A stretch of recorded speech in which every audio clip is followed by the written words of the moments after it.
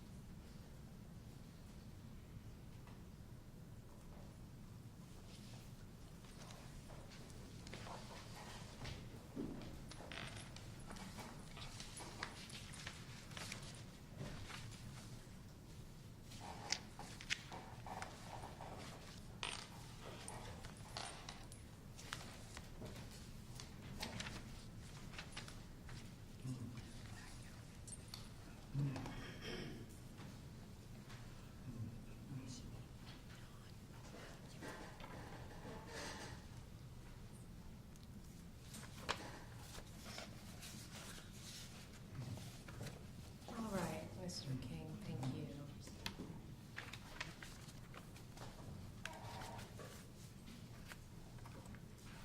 All right, so you were here yesterday and you heard some of the questions or some of the statements by Mr. Is it Klett? Klett, okay.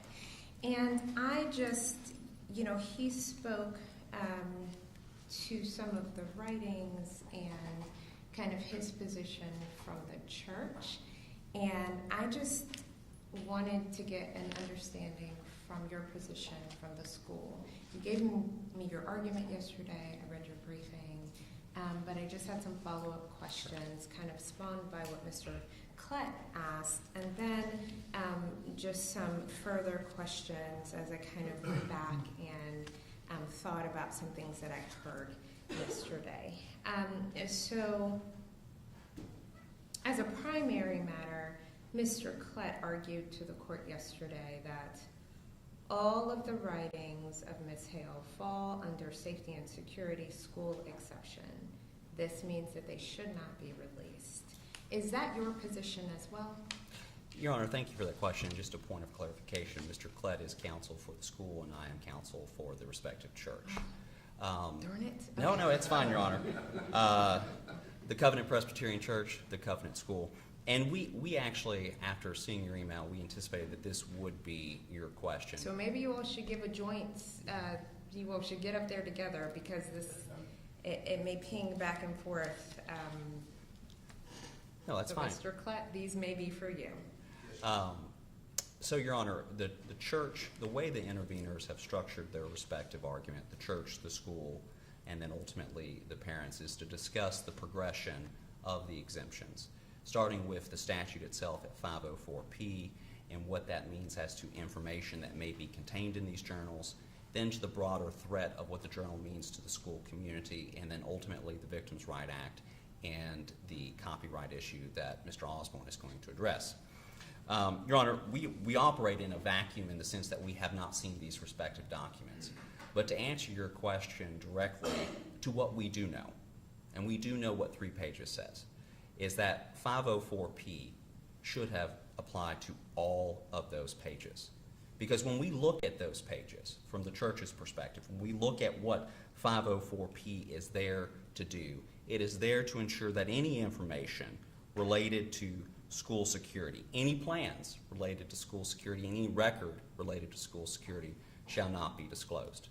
What we saw from the leaker in this case are 3 pages that related to a planned attack, 3 pages that related to school security, and 3 pages that contained information regarding school security. Your Honor, as you sit here today, you are entrusted as the umpire, the one that calls the balls and the strikes, as Chief Justice Roberts once said, on the application of the law. And here, we look at what our General Assembly has given us as what the law is, what the strike is. And the strike is, if it's any information related to school security, any record related to school security, any plan related to school security, it shall not be disclosed. So from the church's perspective, those 3 pages, if they are demonstrative of what that journal contains, it should be redacted and not produced, Your Honor. Thank you. Mr. Klett, I'll have you take the podium because the remainder of my questions will be for you.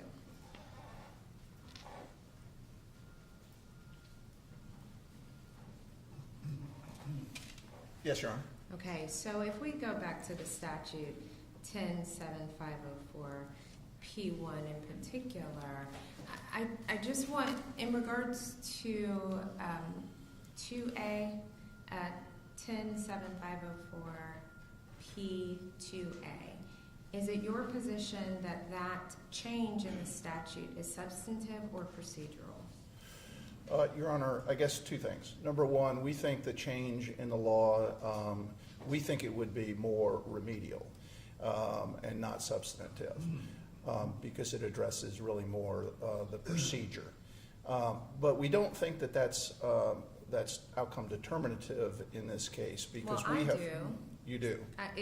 So if we look at the language of 2A, it says all school security reports, memoranda, plans, notes, threats, and procedures, including drafts that are incorporated in reports created or received by the Department of Safety, must be treated as confidential and shall not be open for inspection.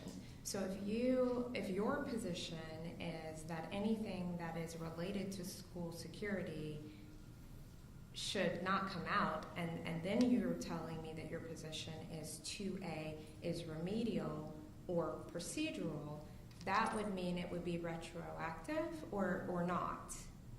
If it was remedial, certainly it would be retroactive, Your Honor. So if this court is to construe that as remedial and then retroactive, if any of those writings contain threats, is it your position then that 2A applies and that it's all shielded?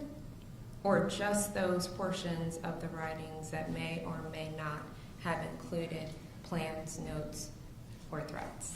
Your Honor, we would submit that either under 1 or the revised statute that all of these records, none of these records should be open to public inspection, that they are contained within both of those exceptions. Under P1, information that is related to school security shall not be open to public inspection. So we believe that the records clearly relate to school security, so they would be shielded under P1. And if Your Honor were to find that the statute is remedial, it would be even more clear that under subsection 2 that these records would be not subject to public inspection. Okay.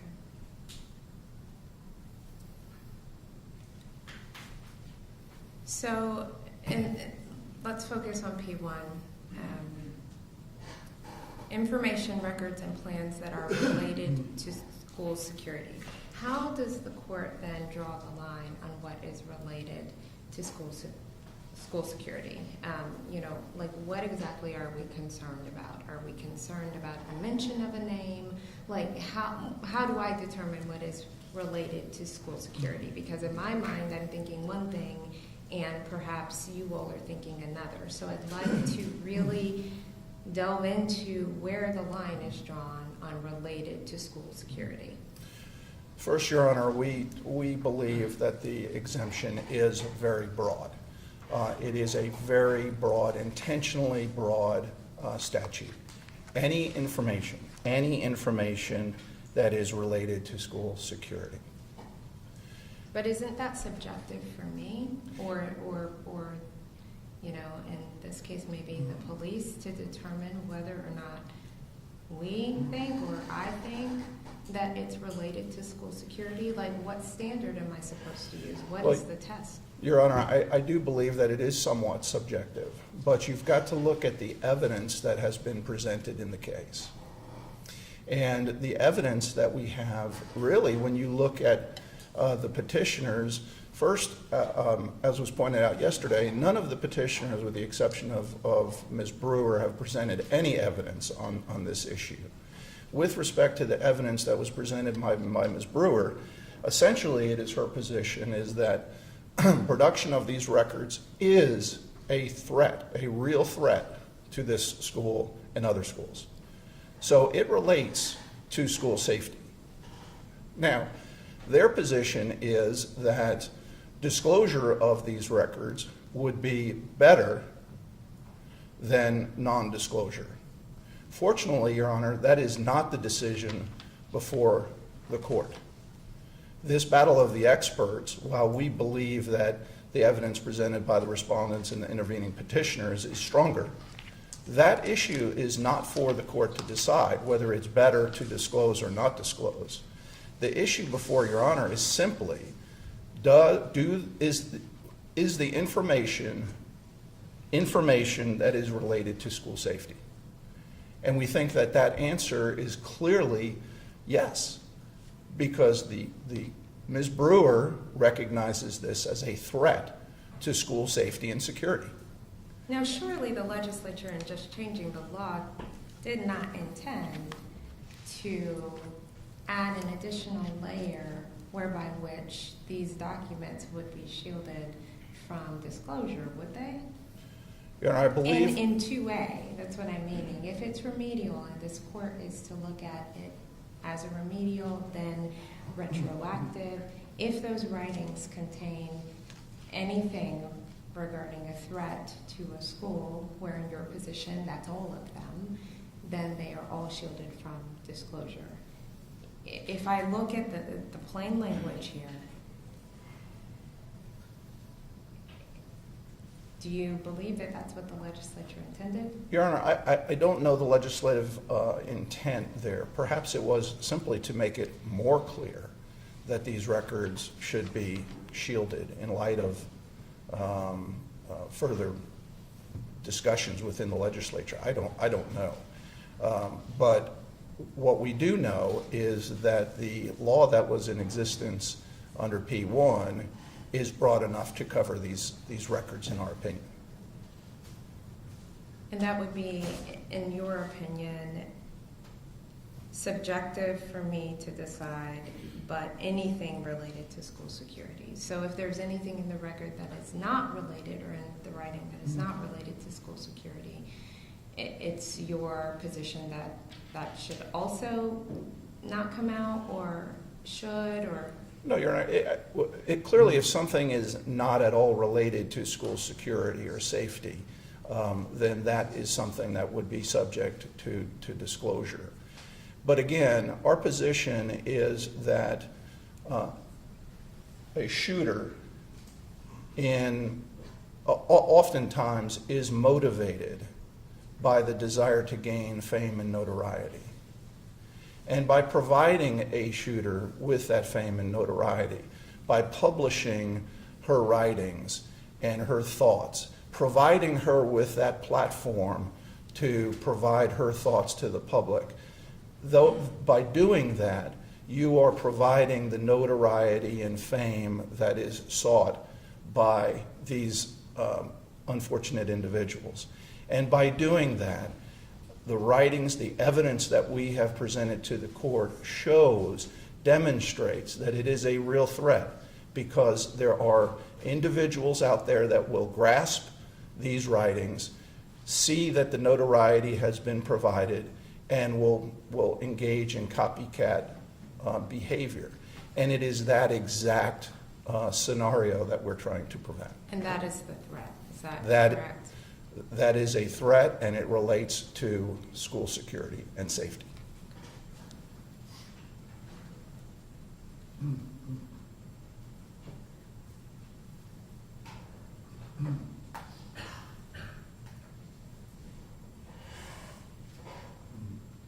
When I go back to the language of P1, we'll focus there. Information, records, and plans that are related to school security.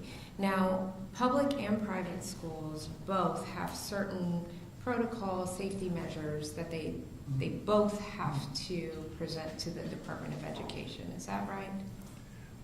Your Honor, that would really fall within the area for Mr. King to answer. I know he's much more well-versed on that, and I think he can address Why don't that. y'all both get up there together? We'll hold hands. You don't have to hold hands, but just share so that I can.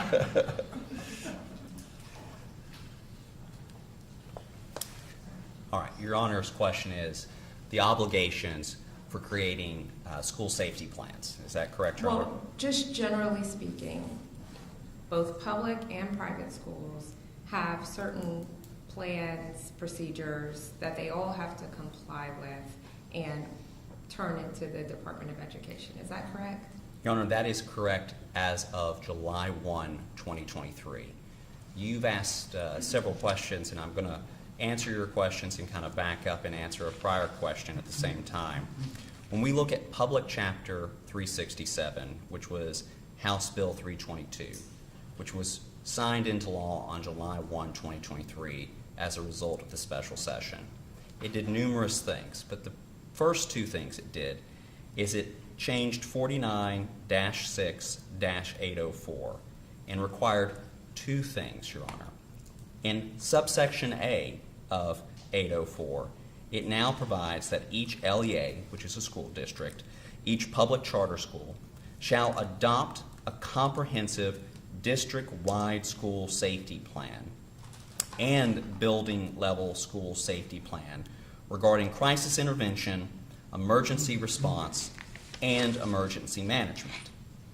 Then it goes on in section B and provides that each private school and each church-related school shall adopt a building-level school safety plan regarding crisis intervention, emergency response, and emergency management.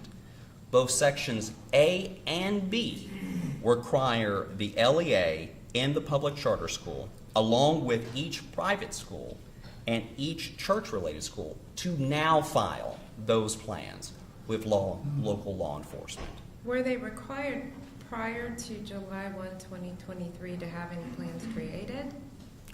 Just to have it created, Your Honor, Yes. there was no statutory affirmative obligation for private or church-related schools to create these plans. They very well did have plans, but there was no statutory obligation to create them and then subsequently file them.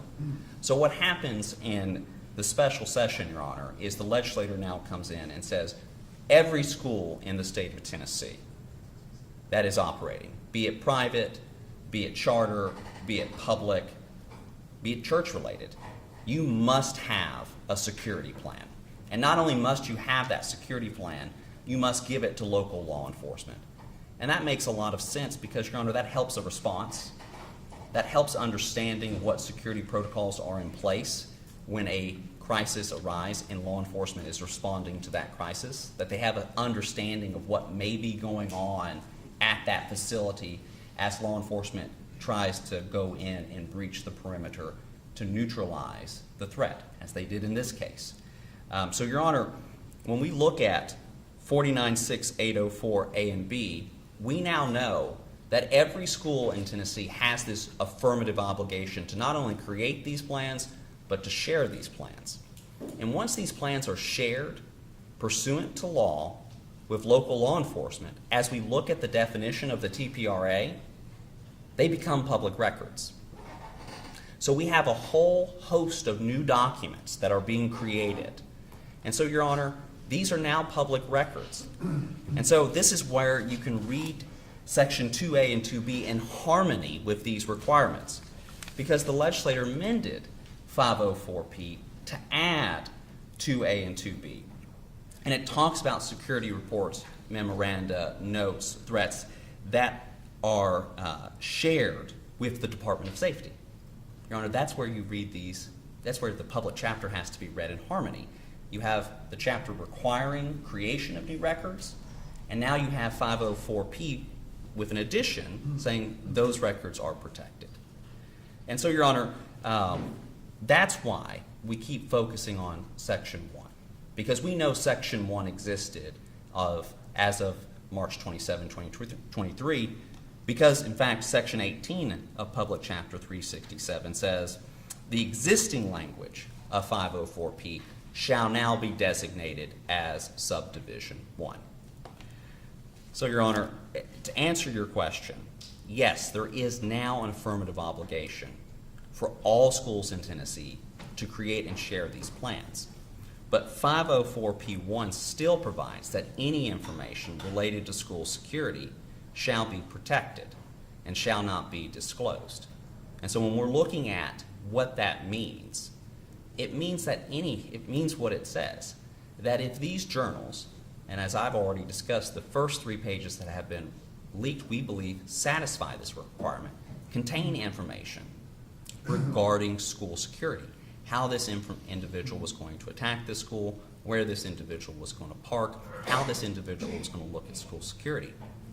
Your Honor, the statute's drafted the way it's drafted because it is a statute that cries out for discretion. It is a statute that cries out for an informed individual in a case like this to look at respective documents to ascertain whether that information relates to school security.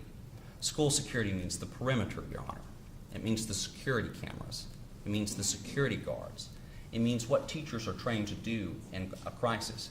It means what they're trained to do when a fire alarm goes off. But what if some of this information is, let's say, hypothetically public on a school's website and utilized in their advertisement? Is that really, can that be construed as related to school security if a school has already put it out there in the public domain? Well, Your Honor, if you're talking effectively a waiver argument that schools have implemented and have security guards posted, that's one thing, Your Honor. Everyone, when I drop my children off at Julia Green, there's a police officer standing right there. I'm not talking about what you see every day. I'm talking about schools regularly give tours, make maps, give them out to people, go to anybody's PTO. They give you open house. They're going to give you a way to get around that school. So that's now in the public domain.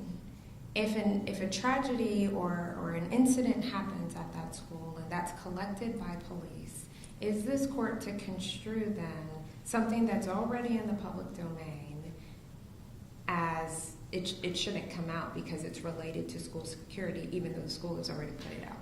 Your Honor, the hypothetical you pose is a difficult one to answer because I don't have a comparator in this case. I don't think we have any comparators at all in this case. So you all are asking me to really construe these laws that have never been tested and determine whether or not, specifically in this case, the writings of Ms. Hale, whether or not she construed her writings to be related to school security. So let's talk about the first thing you asked, the open house. Every parent knows that respective open house. I've never been to an open house where I've been given an actual map of the respective facilities or the layout. I have.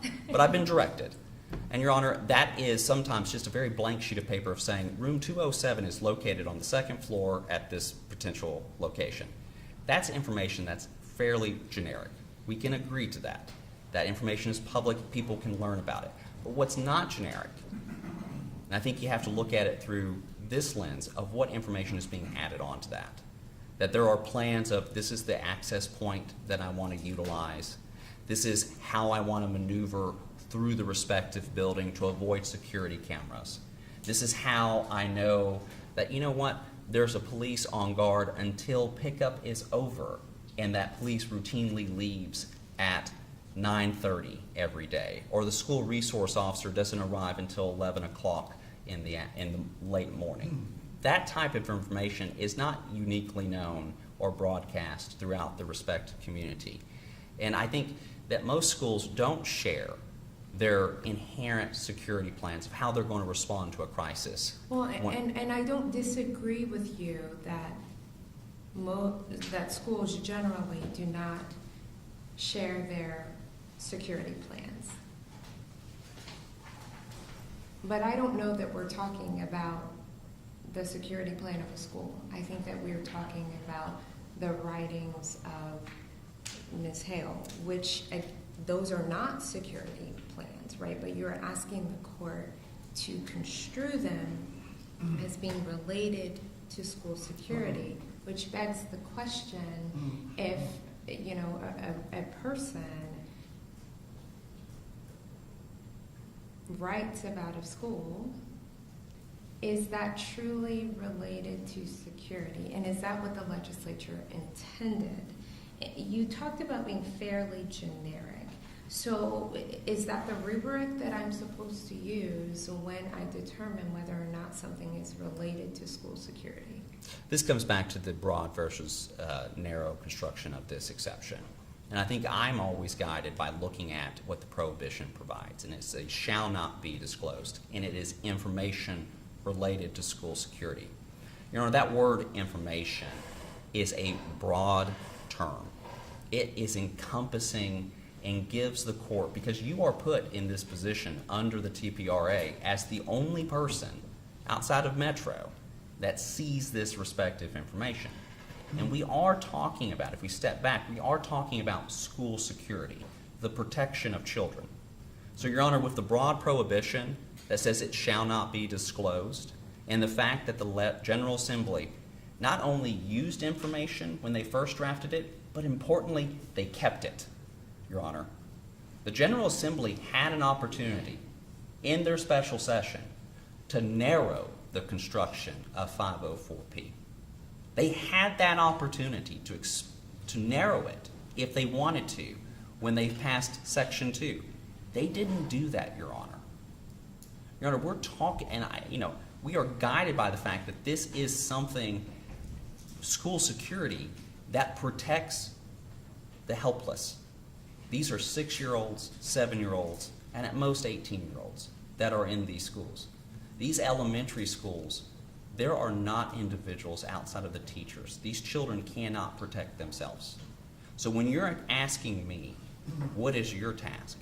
I say to you, the General Assembly said to you, if it's information that you determine is related to school security, you are prohibited from disclosing it.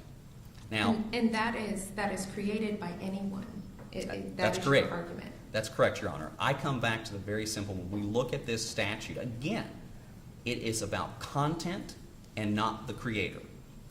You know, Your Honor, the analogy is under the, I believe under the various Tennessee law, when you're looking at governmental tort liability, there's official immunity for governmental entities for officially drawn plans that are the buildings that are designed to spec. And you have to produce those design plans and show they were designed to spec. So the Tennessee General Assembly knows how to differentiate design to spec, official plans, drawings that an architect would do, that an engineer would do, that a contractor would sign off and stamp, as compared to what this statute says, which is just information. It doesn't focus at any point on who created the information.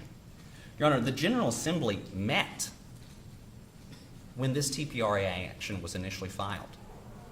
They had the opportunity to clarify again that if the information was created by an assailant or a third party outside of the school district or a third party not involved with the school or not an administrator or not a hired contractor, not a hired engineer, not a hired consultant, is not a public record or not subject to this exception. Again, their silence speaks volumes on the authority that they have entrusted in this court that any information related to school security shall not be disclosed. So, Your Honor, when we look at what was done in Chapter 367, and maybe more importantly, what was not done, this court is empowered, entrusted to redact or withhold any information related to school security, regardless of how it was drawn. And this just comes down to the logical fallacy in the argument that the creator matters. If an individual walks into a building on a school tour and takes detailed notes about where security cameras are located, where security individuals are located, I think we can all agree that is information related to school security that's not publicly available.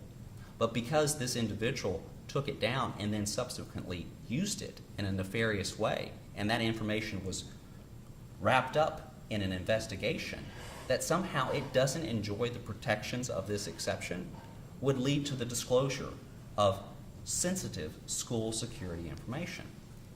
And Your Honor, I don't know if that's what we're talking about here today because we're talking in a vacuum. But what I do know is that the TPRA provides that any record obtained by a private person pursuant to legal process, which in this case Ms. Hale's journals were, they're a public record, which means now the exceptions apply. That we have to go through that exercise of looking at those respective exceptions. Respectfully, the petitioners can't have it both ways. They can't say that Hale's journals are a public record, but yet at the same time now stand up and say they're not subject to the exceptions as they are drafted. That's an incongruent result, Your Honor. Okay.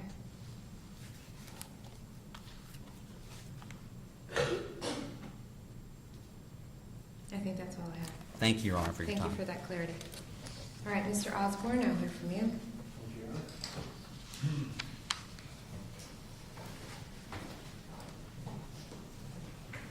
One more question, Mr. King, I'm sorry. So again, you all are diverging from Metro at this point. And Ms. Fox, let me just get some clarity from you on that. You all are taking different paths at this point, or do you agree with Mr. King, Mr. Klett, and how this court should interpret school security and what has been or has not been redacted? Like, are you all on the same page? Are you on different paths? Yes, Your Honor. As to the school security exception, it's our opinion that the police should redact what they believe affects school security as the experts on security issues, and that the remainder of from the government's position, the remainder of the writings would be released. And are you, from your legal position, are you construing that broadly as far as school security, or is it a narrow construction? Because the interveners have argued to the court that it's a broad brush that should be used. And at the end of the day, I will give some instructions to Metro on how that looks. So I would love to know from Metro, are you all using the same broad paintbrush, or are you all using a more narrow, fine tip pen? No, I think it is written very broadly. I mean, information related to school security, I think, means anything that could affect a school's security, no matter who it's written by, or how it would affect the security. So certainly someone's plan for entering a school and committing a crime, that seems like it affects school security for the future. If someone wanted to follow that plan again, I think that anything that indicates how a person, where cameras are, or why a certain path would be appropriate, I think that information related to school security is very, very broadly written. But I think someone saying, I watched the movie Moana today is not, is different as far as if we call this sort of a diary kind of situation. So then am I particularly focused on, is it the entrance into the school? Is it student numbers? Again, and I guess that's why I'm the chancellor. related to school security, it's not defined. And so, you know, if we're talking about orange roses, you know, that's easy for me to determine, right? But if it's something more nuanced and we're talking about, let's say, how many children attend a particular institution, is that in the public domain? Is that related to school security? You know, like where is the balance, and really, you know, how do I determine that? And I I'd don't just think- like to hear your thoughts on that. Sure. I don't think if it's in the public domain, it's protected.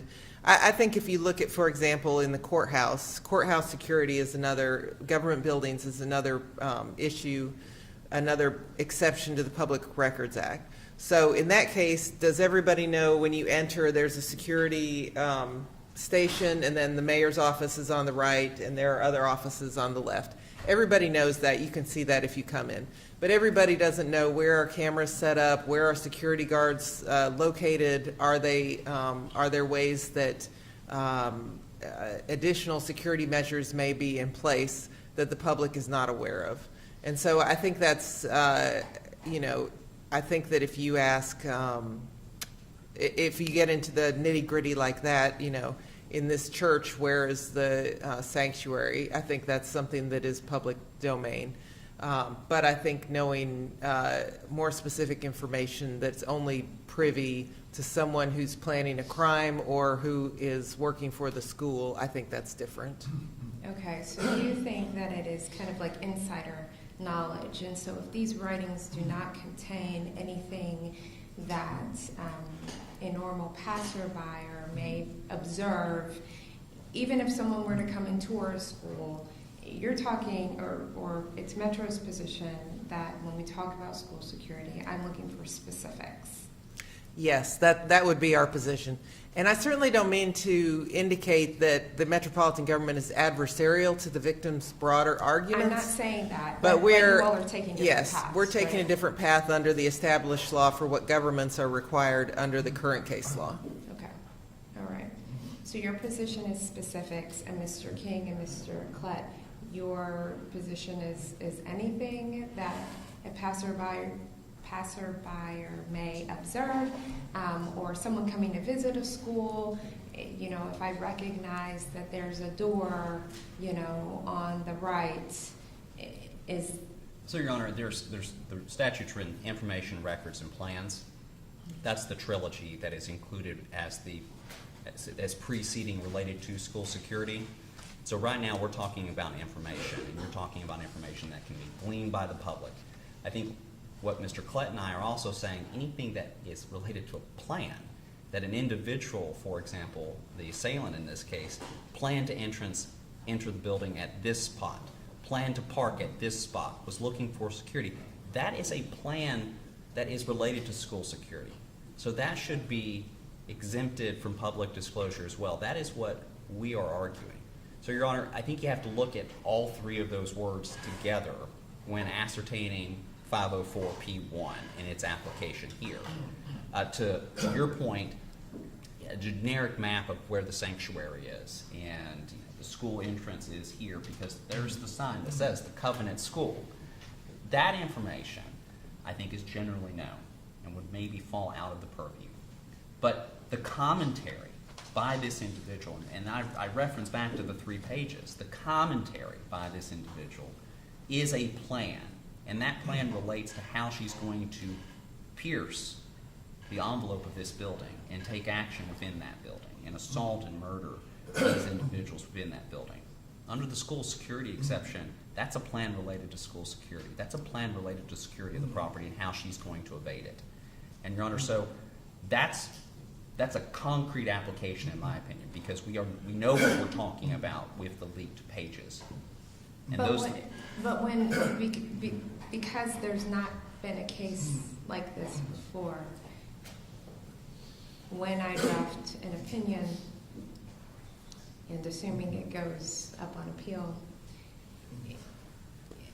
while this is case specific, it will be case precedent, So I understand that we are talking about this case, but we are also talking about cases broadly, right? And how this gets construed broadly. And so that's why I'm kind of in the nitty gritty, because right now you all are asking me to adopt an interpretation of this statute that would say a plan or a writing in a journal is construed to be information, records, and plans that are related to school security and thus exempted from, disclosure. So this is where context matters, Your Honor, and this is where we actually come back to the plain and ordinary terms of the statute, because that's what we're guided by. And so, Your Honor, what we are advocating, what the church, the school is advocating, when we're looking at the school security exception in this particular case, is the statute means what it says. That any information, any plan, any record related to school security, and school security is there for a reason. It's not related to the school. That's important. Security exists in this sentence. So let me ask, hold your thought. So any mention of the school is not related to school security, right? So let's say in this journal, in this diary, there are several mentions of the school. In your opinion, that's not related to school security, correct? I liked how Ms. Fox worded it. If we're talking about a diary and the assailant wrote, or any individual wrote, I went to the Covenant School, period. That is my diary entry on January 2nd, 2023. That's not related to school security. That's a comment. That's a fact. I went to the Covenant School. Or I enjoyed my time at the Covenant School. Or I had a hard time at the Covenant School. None of that relates to security. But when we look at what we have in front of us, the 3 pages, we have an ascertainable plan and how that plan was being put into effect and the targets of that plan. And those were children, school children. And so I think that's the distinction, Your Honor, that we are talking about the security of the premises, how the premises is locked down, how it is patrolled, how teachers interact with their students when there's a fire drill, how teachers interact with their students now, how there's an active shooter incident or active shooter training. Those are all security plans.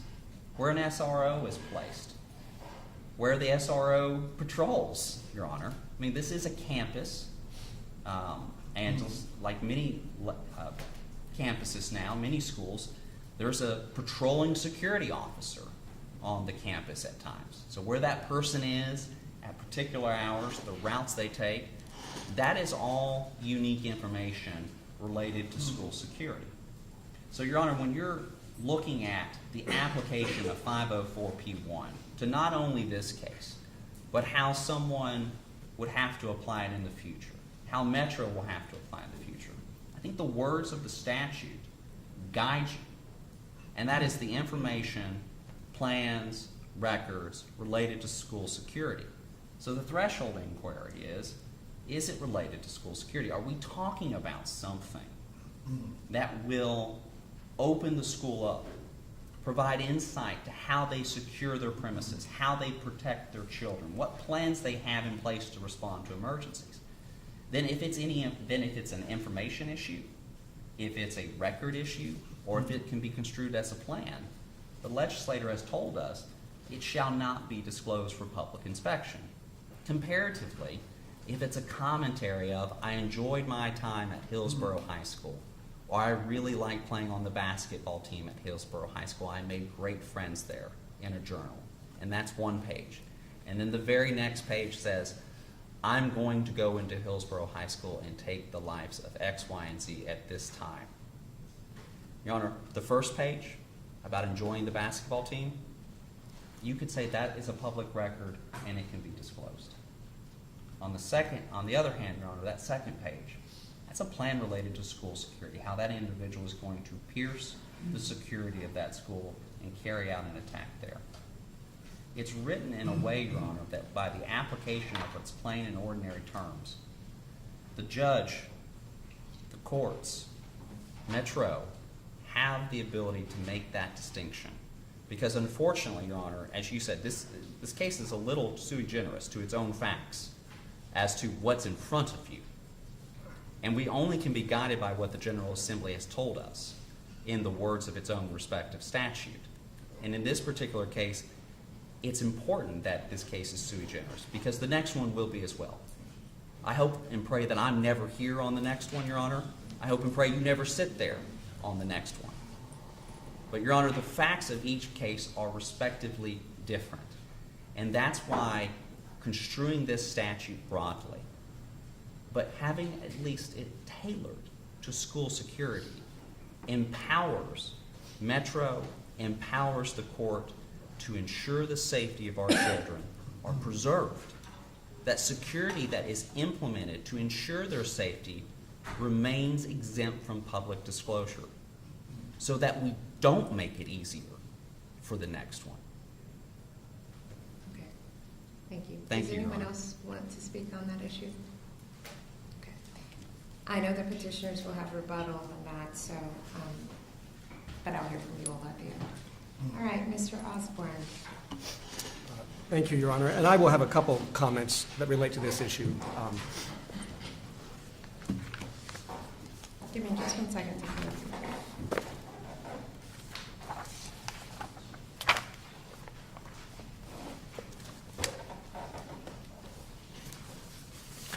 Okay.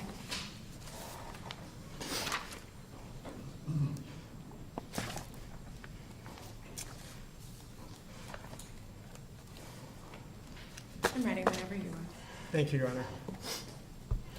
Your Honor, Eric Osborne, on behalf of the parents of the minor covenant children, Jane Doe and John Doe. I'm here today surrounded by colleagues, Your Honor, from Sherrard Rowe, Spencer Fain, and the Hal Hardin Law Office. We have come together as 3 law firms to help the parents in this, their time of need. And I want to also recognize, Your Honor, that most of the people in the courtroom, I think practically everyone who's not media, is a covenant parent who is here today, or a relative of a deceased victim. And I want to acknowledge and honor their presence today. Your Honor, the first thing I want to do is I want to say thank you. Thank you for letting us be heard. I know one does not normally begin an argument like that, but the parents are truly grateful to be here today. And as Your Honor well knows, we have had intense opposition to even have the ability to make our arguments. And so I want to start off by just acknowledging that and say that we are grateful to be here and we appreciate this opportunity. I want to do several things today, Your Honor. I want to give a brief introduction that frames the issue for the parents. I want to then talk about 3 legal issues that are the 3 legal issues we are relying upon to ask that the shooter's writings not be released. All 3 of those legal issues, we would say, are adequate and independent reasons for this court to rule that the shooter's writings not be released, and we would ask that the court please rule on all 3. As the court has noted, there's likely to be an appeal here. In particular, I'm going to focus on the copyright and the Victim Rights Amendment, but I am going to say a little bit about the school safety exception and the relation there. So after the intro and then the 3 arguments, Your Honor, then I've got a brief conclusion I'd like to give as well. Okay, that's so I have questions. Yes. Based on some statements made by Mr. Hollow yesterday and just kind of how the case has progressed. Yes, Your Honor. So do you want to you can get into your argument. Okay. And I will do my best not to interrupt. And then I have several questions. Yes, Your Honor, for your thank you. position. So yeah, if you don't mind, I'll give this brief introduction and then I'll jump into the school safety stuff. Okay. And I look forward to answering all of your questions whenever they pertain to whatever I'm discussing, Your Honor. Okay, and I may interrupt you, so Understood. don't take offense. Absolutely. Thank you, Your Honor. Your Honor, on March 27th, 2023, the Covenant School children fled a violent attack at their school. They went back yesterday. I couldn't believe it when I learned that this hearing was set for the very day that they returned. Today is their first full day back at the school. Yesterday was an orientation. Well, no fairness to the court. I didn't know. No, that's true. Actually, when I called the parents after you set the date, me having no idea, they said, wow, that's interesting. But I think it's actually appropriate. That's the reason I start with this. It's fascinating that today of all days, the day that they return to school, is the day that we are here talking about them, Your Honor, because this case is all about safety. It's about safety for the children, safety for the families, their constitutional right to be free from abuse, harassment, and intimidation, their statutory right to be treated with dignity and compassion, and indeed safety for all children everywhere. When we started this case, in our opening brief, Your Honor, we talked about words like Columbine and Sandy Hook and Parkland and Uvalde. And we noted in our opening brief that those words conjure images in the American people of terrible, terrible things. And we said that our hope is that the word covenant will come to conjure something different. And fundamentally, that is why we are here today, because as far as we can tell, and I think the court is aware of this, there's never been a case like this any time in American history where, because of the unique procedural posture, we have the ability to tell the story of the survivors and the impact of what has happened upon them, and to have a chance to stop a shooter's writings from being released and to stop that celebration of violence that we see too often in the media, and to say that the story can be different, Your Honor. And I will return to this at the end about why we hope that the word covenant from this case will eventually come to have a different meaning and a different memory in American history. Now, our position, I want to be clear, our fundamental position is that the writings of the shooter should not be released. There have been some media reports suggesting we have said nothing should be released, and that is not accurate. We have said that we want Metro's police report to be released, for example. So we are not trying to cover up information like some people have alleged, but we are very specifically focused as the parents on these writings not coming out. Now, Mr. Osborne, are you focused on the writings found at the scene, or all of the writings that have been collected in the investigation? No, all of the writings, Your Honor. Thank you for that. And something I'll talk about during copyright is that, I would also include in that things like videos or photographs that the shooter may have made, because, as I'll discuss when I talk about copyright, those were also transferred to the parents. So really we're talking about media that the shooter produced is what we would ask not be released, Your Honor. So any media, whether it was found at the home, in Montana, doesn't matter? If the shooter created it, Your Honor, yes, our position would be that it should not be released. In general, now we can get into some particulars if Your Honor would like. I've got an observation on one thing that I can make when we talk about copyright. But in general, our position is that none of that should be released. And you agree with me that at this point in time, you and Metro are taking divergent paths? Absolutely, Your Honor. No, without doubt. Without a doubt. In fact, that was one of the reasons both for our intervention and for the Court of Appeals affirming our intervention, was that Metro did not represent our viewpoint. Okay. Thank you. We have three reasons that the document should not be released. The first is the school safety exception. The second is copyright. And the third is the Victim Rights Amendment. As Mr. King and Mr. Klett have pointed out, they focused on the school safety exception. So I do not have too much to add to that except to say two things. The first is that we agree with Mr. Klett that related to school security should be read in the broadest possible term, and that if it is true, and I would submit it is, and I'm going to talk about this in a moment, that the release of these writings have a real danger of leading to additional violence against the Covenant School or other schools, then the release of those writings does relate to school security, and they should not be released.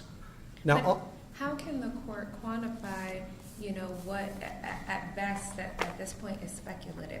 I know I said I wasn't going to interrupt you, Yeah. but Yeah.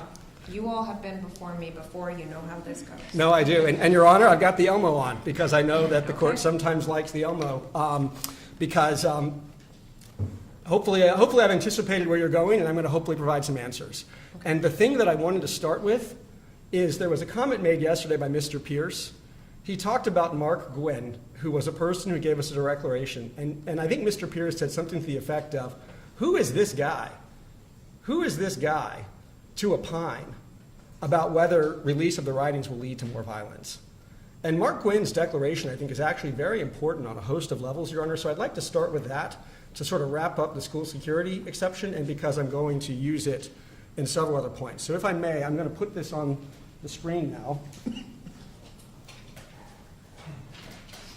And I want to talk about who Mark Gwynn is, Your Honor, because I think Mark Gwynn is an amazing man, and I cannot tell you how grateful we are that he has given sworn testimony to this court on behalf of the parents. Mark Gwynn was the former director of the Tennessee Bureau of Investigation. He was the director for 14 years until Mr. Roush took over in 2018. So he is the most important law enforcement official who is not still working in law enforcement who could speak to this issue. For 14 years, he ran the TBI. He was the first ever African-American man to run the TBI. He spent his entire lifetime in service of law enforcement. Before he became the TBI director, he was a special agent investigating some of the highest profile crimes in the state. He was the assistant director in charge of forensic services. He worked in the police department before that. He has had extensive training from the TBI, the FBI, even the Israeli National Police, Your Honor. And all of this goes to answer, who is Mr.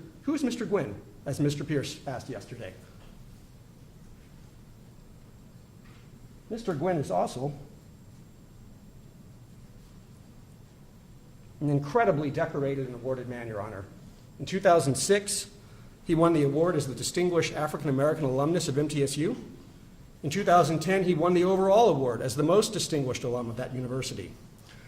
That is the basis upon which Mr. Gwynn says that it is well known among law enforcement writings, that writings such as the writings of a shooter clearly inspire copycat shootings. And he, the former director of the TBI, has told this court that Tennesseans will be safer. Told this court under oath, Your Honor, told this quote under oath, as the former director of the TBI, that Tennesseans will be safer if these writings are not released. Now that is indirect. Well, Chief Hagar has a different opinion, and he currently is with Metro, submitted a declaration that said at least a redacted form could be released. So how is the court to look at both of these men who both are representative of law enforcement in its contemplation of whether or not it's safe to release these? So I would have two observations. The first is, as Mr. King said yesterday, Your Honor has a difficult decision. We acknowledge that, because to the extent you think you have conflicting facts, you'll have to find findings of fact in order to apply the law. I don't think Chief Hagar's declaration is actually inconsistent with this, because I don't think Chief Hagar was even thinking about this or applying this at all. His declaration was very early in the case. I believe it was right around the day that we were allowed to intervene. So Chief Hagar never had a chance to see the proof that the parents put on from Mark Gwynn, from Dr. Erica Felix, who NPR referred to at one point as the greatest expert in childhood shooting and trauma in the country. He never had a chance to see any of that.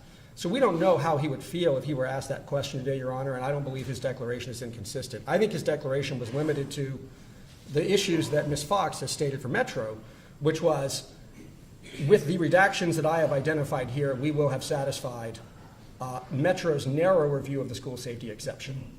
So I don't think there's actually an inconsistency there, Your Honor. That's how I would answer your question. Okay. Now, to wrap up the school safety thing, because again, Mr. Klatt and Mr. King have done a really nice job in that, Your Honor. You've got, Mark Gwynn is the one I want to focus on in particular, and I'm going to come back to his declaration later today. But you also have Dan Hodges and Michael Moore, two well-respected people with great histories in law enforcement who have given you similar declarations. You've got Dr. Felix, who has given you, I think, an outstanding expert report, and we're honored and grateful that she was willing to help the parents with that, Your Honor. And then all you really have in opposition, as Mr. Klett said, is the declaration of Ms. Coleman, does not have a doctorate, I believe, in the same way Dr. Felix does, is not a well-published scholar in the field like Dr. Felix is. And even her declaration tends to acknowledge a lot of what we said, which is that copycats do exist, they are a threat. And really, you know, as Mr. Pierce dealt with yesterday, she addressed the idea that, according to Ms. Coleman, the risk goes away after 14 days. So it seems to me that what you have is you have complete agreement from everyone, including the petitioners, that there's a danger of copycat attacks. The only dispute that I see in the record is whether that threat goes away after 14 days or not. And on one side, you have Ms. Coleman saying it goes away after 14 days. On the other side, you have Dr. Felix saying something different, and the former head of the TBI and other law enforcement officials saying Tennesseans will be at risk if these writings are released. And I would humbly request, Your Honor, that the court take the broad view that Mr. Klett and I have been arguing and say that related to school security should mean that these things don't come out at all. And then I want to say related to that, my third argument is going to be on the Victim Rights Amendment, which says that victims have a right to be free from abuse, harassment, and intimidation. If it is true that the release of these writings will endanger these children, the school safety one applies to the Covenant children and all children in Tennessee and elsewhere. But at least with regard to the Covenant children, if it is true that the writings could inspire copycats, and that is what Mr. Gwynn has told the court under oath, then I would say that that means the writings absolutely will harass and intimidate the children because their very release will subject them to an increased risk of another attack, Your Honor. So Mr. Gwynn's argument and the factual arguments that support the school safety exception also support, Your Honor, what we're going to argue in the Victims' Rights Amendment. And with that, I want to pause and see if Your Honor has any other questions on the school safety aspect before I turn to copyright. I think that your colleagues answered, and I will hear rebuttal from the petitioners. Thank you, Your Honor.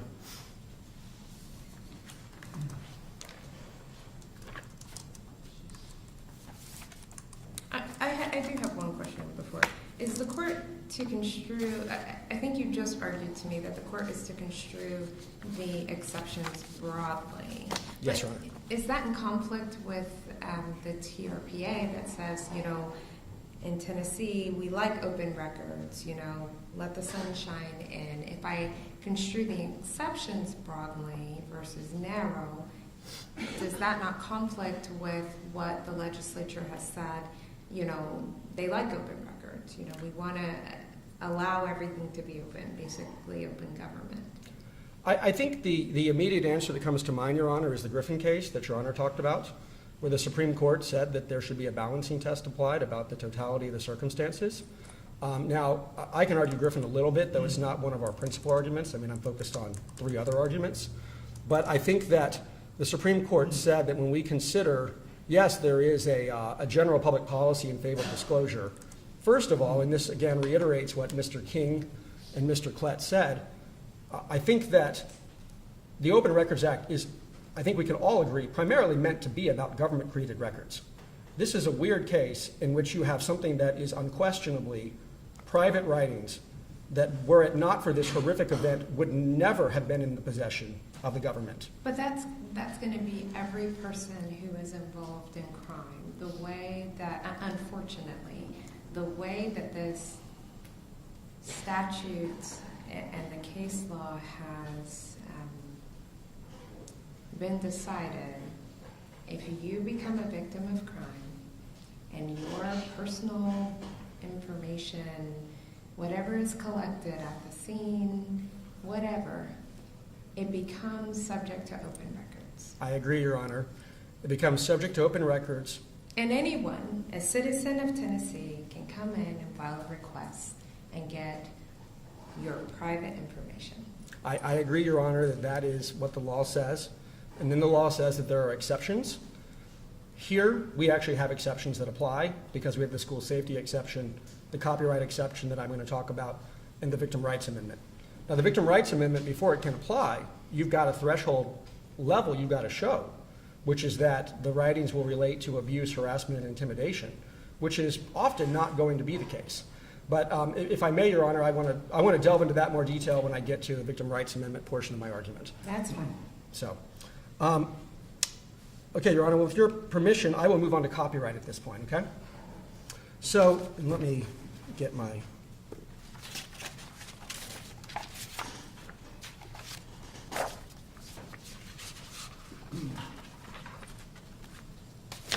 Sorry, Your Honor, I've got a lot of papers up here. It's okay.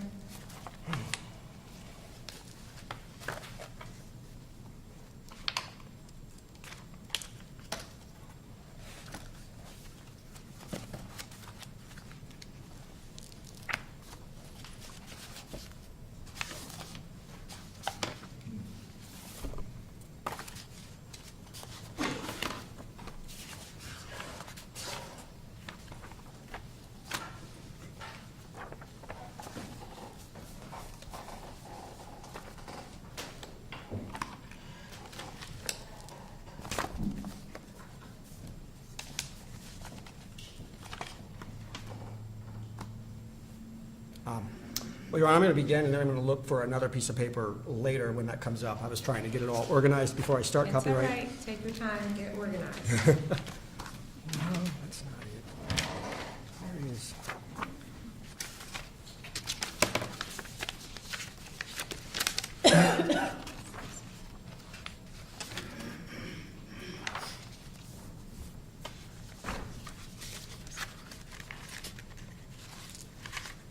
Ah, there it is.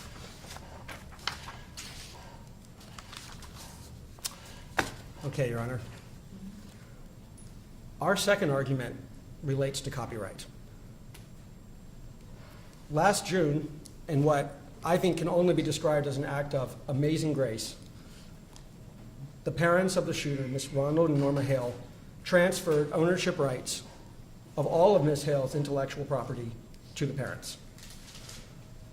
Now, why did the Hales do that? They told us why in the filing that they made with this court. Whereas the Hales desire that no further harm come to any of the children who survived the events that took place on March 27, 2023, and whereas the Hales desire that no further harm come to any children or adults anywhere in the world because of the writings.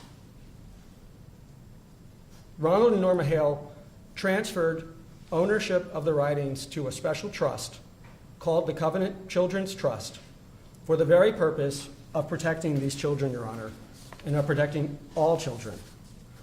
And I am very pleased to be able to stand before you today and tell you that that transfer is now complete. There was a comment made by Mr. Berry yesterday about how this was some contingent right. That is not the case. That is why last Thursday we filed with the court the confirmation of the assignment of the rights. Now, I am not an estate lawyer, Your Honor, but Mr. Jeff Mobley has been the estate lawyer that has handled the estate of the shooter, and Mr. Jeff Mobley has handled that and has informed me that the time period for creditors to emerge has passed, now that more than a year has passed, and that the action is complete and the ownership is now complete. And so, Your Honor, I stand before you today now as the legal representative of the owner of the documents in question. Now, that ownership that we have and that became official last week and that we filed with this court, 6 days ago now, that ownership is a paradigmatic change in this case, Your Honor. And it's paradigmatic because copyright exists from the moment that a work is created. And I want to take a moment and try to walk through that a little bit, Your Honor. And I've got another demonstration about that I think is going to help answer some of the questions Your Honor had about copyright yesterday. Your Honor, may I approach the bench? You may give it Okay. to my court officer. I've got copies for y'all, yeah.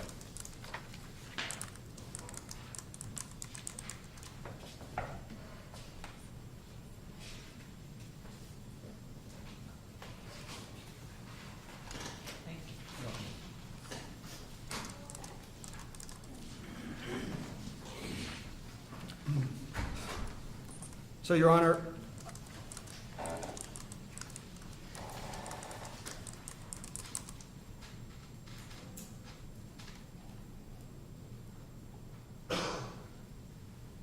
we argued this point in our brief, but I have printed off an exemplar, and you can see at the top left, it says Copyright in General, FAQ, U.S. Copyright Office. You see the URL to the right. This is an FAQ that I printed off from the United States Copyright Office yesterday, which is an FAQ that they make available to help everyday Americans understand copyright. And it has a few points that I want to emphasize. And again, we've cited the actual law in our brief. But I think this demonstrative will hopefully help explain the issue. And there's a couple issues that I want to highlight. So the first is, when is my work protected? Do you see that question, Your Honor? It's the fourth question down. Yes. Your work is under copyright protection the moment it is created and fixed in a tangible form that is perceptible either directly or with the aid. Of a machine or a device. Your Honor, the journals the writings of Miss Hale were copyright protected the moment she wrote them. That's an axiomatic rule of copyright law. And that right has been transferred to us, which means it is the parents that hold that right and stand before you today asserting that right. Now, I am not a copyright lawyer. I'm lucky to have some people that have talked to me about this, Your Honor, and helped guide us in this. I did not see essentially any argument from anyone, except for one I'm going to address in a second, disputing the fact that we own this copyright or that copyright begins at the moment of creation. There is a distinction between having a copyright and registering the copyright.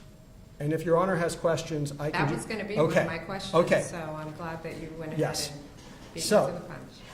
This is partly addressed by the FAQ, so let's go ahead and address that.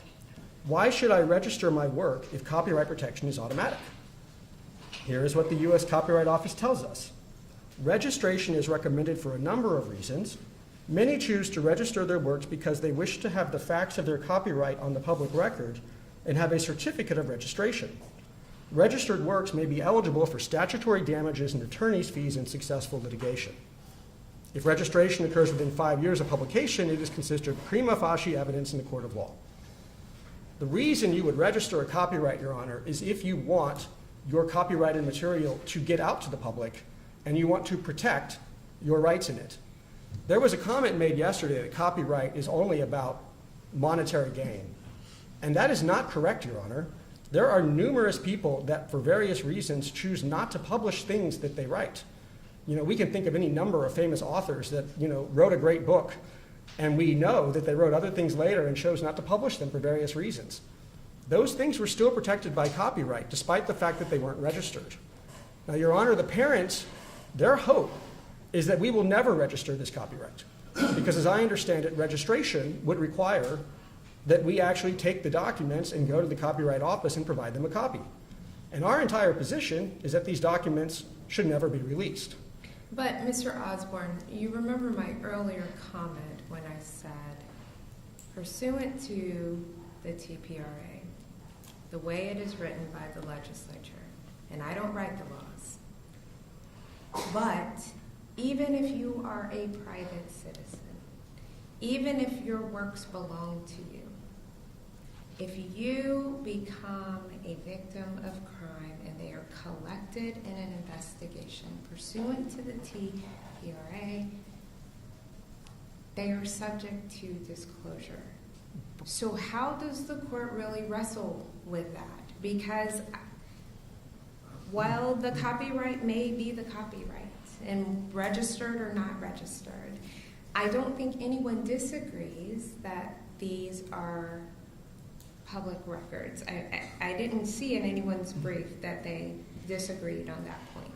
So correct me if I'm wrong, but all parties are in agreement that the writings are public records. Is that true? Well, Your Honor, I think that gets back to the Griffin case, and I think it would be And fair I to was say... about to talk about Okay. the Griffin case. I think it's fair to say that the parents took the position, we are the only party, I think, that perhaps did not concede that these are public records because someone has to do the Griffin analysis. But to answer your question in a more direct way, regardless of whether these are public records, the exceptions apply. And But there's no, I know that you argue in your brief an AG opinion, but Yes. I don't believe, and correct me if I'm wrong, is there a Court of Appeals case or a Tennessee Supreme Court case saying that a copyright prevents disclosure? I'll talk about that, Your Honor. So this is another one of the issues like the Victim Rights Amendment where I wouldn't say we're making new law. I think we are simply, well, okay. I would say we are simply following the path that has been laid by other cases. But the Attorney General, and the reason we gave you that is all the court has to do is agree with the Attorney General, and it can find that these documents should never be released. Because the Attorney General's official stated position to the Court of Appeals is that copyright is an exception. Now, I agree, Your Honor, that thus far, there has not been a Tennessee Court of Appeals or Tennessee Supreme Court decision that has explicitly held that copyright is an exception. And part of the reason for that is that in the case that the Tennessee Attorney General submitted its brief, which is publicresource.org, I think, versus Matthew Bender, the court didn't have to reach that question, and we can talk about the Court of Appeals' recent opinion in that case if you would like, Your Honor. But the Attorney General flat out said copyright is an exception. So that is clearly the Attorney General's position, and it is our position. And how is the court to construe the Attorney General's position versus the legislature versus what the courts have said? Yeah, so I think the best way to deal with that is to talk about the case of Seaton versus Johnson, Your Honor. And that is the railroad case. That's is that correct, Your Honor, yes. Okay. And so in the railroad case, there was a family whose child, I mean, there is a similarity, sadly, to this. There was a family whose child was killed at a railroad crossing, and they brought a wrongful death claim. And they wanted to get records about the safety and security, ironically, since safety and security is what we're talking about here. They wanted to get records about the safety and security of railroad crossings. And what the court found, and Your Honor, I've got a marked version. Do you want to pass that up for me? Or is that? No, it's a marked, I didn't For print you. off 10 It's copies, okay. yeah. But I can put it up on the OMO, Your Honor. If you just want to tell me what page you're at, that would be Yeah, helpful. what the court found, let me see, I think I'm looking at page 237 of the opinion, Your Honor. Okay.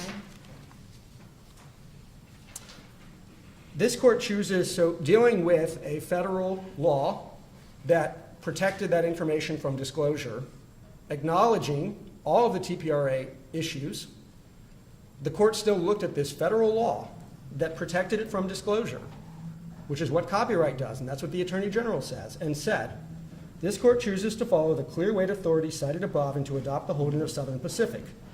This does not mean that all records of the defendant regarding railroad crossings are immune to examination by the public, but it does mean that all records used or usable in identifying or evaluating planning safety of highways or railway crossings pursuant to, cites the federal sections, are immune to examination.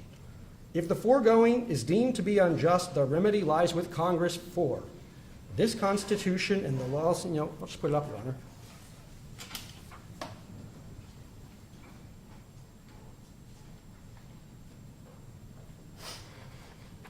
This Constitution and the laws of the United States, which may be made in pursuance thereof, shall be the supreme law of the land, and the judges in every state shall be bound thereby, anything in the Constitution or law of any state to the contrary notwithstanding.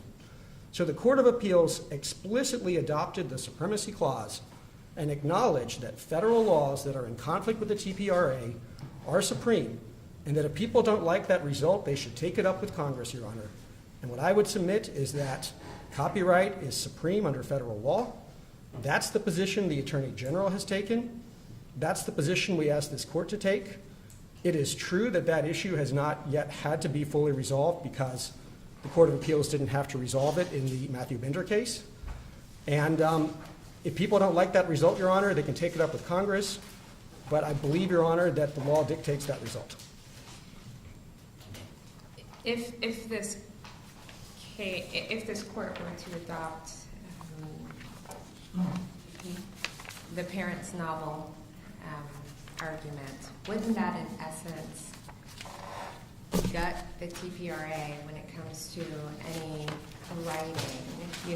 I'm taking notes here, I take notes on the computer, all of those are my original writings, therefore they are copywritten. So if anything that we write down is copywritten, doesn't that gut at least this portion of the go ahead? No, I was going to say, Your Honor, you and I are definitely tracking alike, and I was ready for this question. Okay. Because it's also one of the, and the only issue that any of the petitioners raised in argument against this point.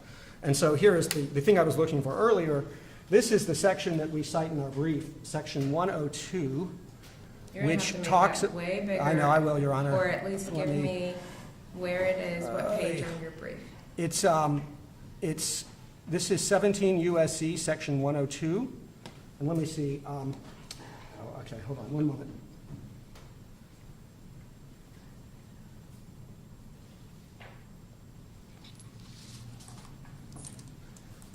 It's all right. I think we've got it now, right? Is that good, Your Honor? I'm gonna pull it up, but that's fine.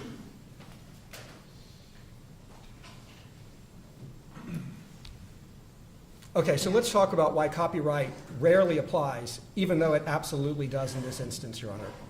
It rarely applies for a variety of reasons. First, most public records are actually government-created documents.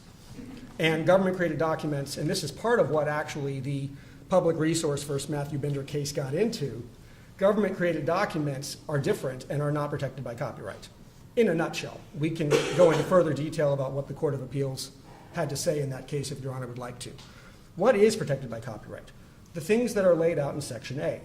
Copyright protection subsists in accordance with this title in original works of authorship fixed in any tangible medium of expression, now known or later developed from which they can be perceived, etc. Works of authorship include the following categories. Literary works. Now, Your Honor, as Mr. King and Mr. Klett have said repeatedly, none of us have seen these writings. So I don't know exactly what these writings look like, but the way they've been described as journals and diaries fits the definition of literary works. So it seems to me that this is a literary work. That's rarely going to be the case, Your Honor. I mean, obviously, any government documents are not going to be public records. And when you think about the evidence that the police collect at a scene, a statement from someone, forensic evidence they find, public video cameras that show something that happened, those things, Your Honor, are not going to be literary works, musical works, dramatic works, pantomimes, pictorial, graphic, and sculptural works, motion pictures. Now, as was mentioned yesterday, there is some reference to the notion that the shooter may have created a video, Your Honor, and that's one reason I started by saying we do assert copyright protection over her videos because of Part 6 here.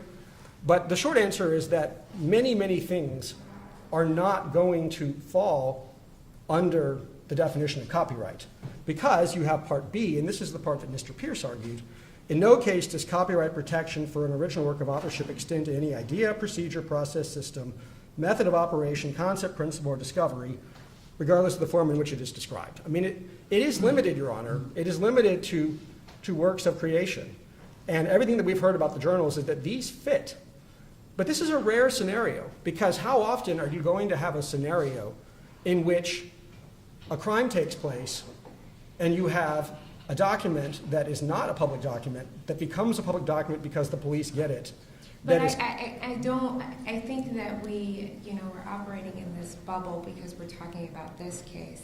But when we think of police investigations broadly, if they go to a scene of a crime and they take what they're going to take from, let's say, your home, and you have a journal in your home that may not have anything to do with what is going on. If it comes into police custody, then it's subject to open records. And so what you're saying is if I wrote that, I have copyright on it, and it cannot come out. It's an exception to the T. If you assert the copyright, Your Honor, I am saying that. And I want to give you an example that I've had in my head.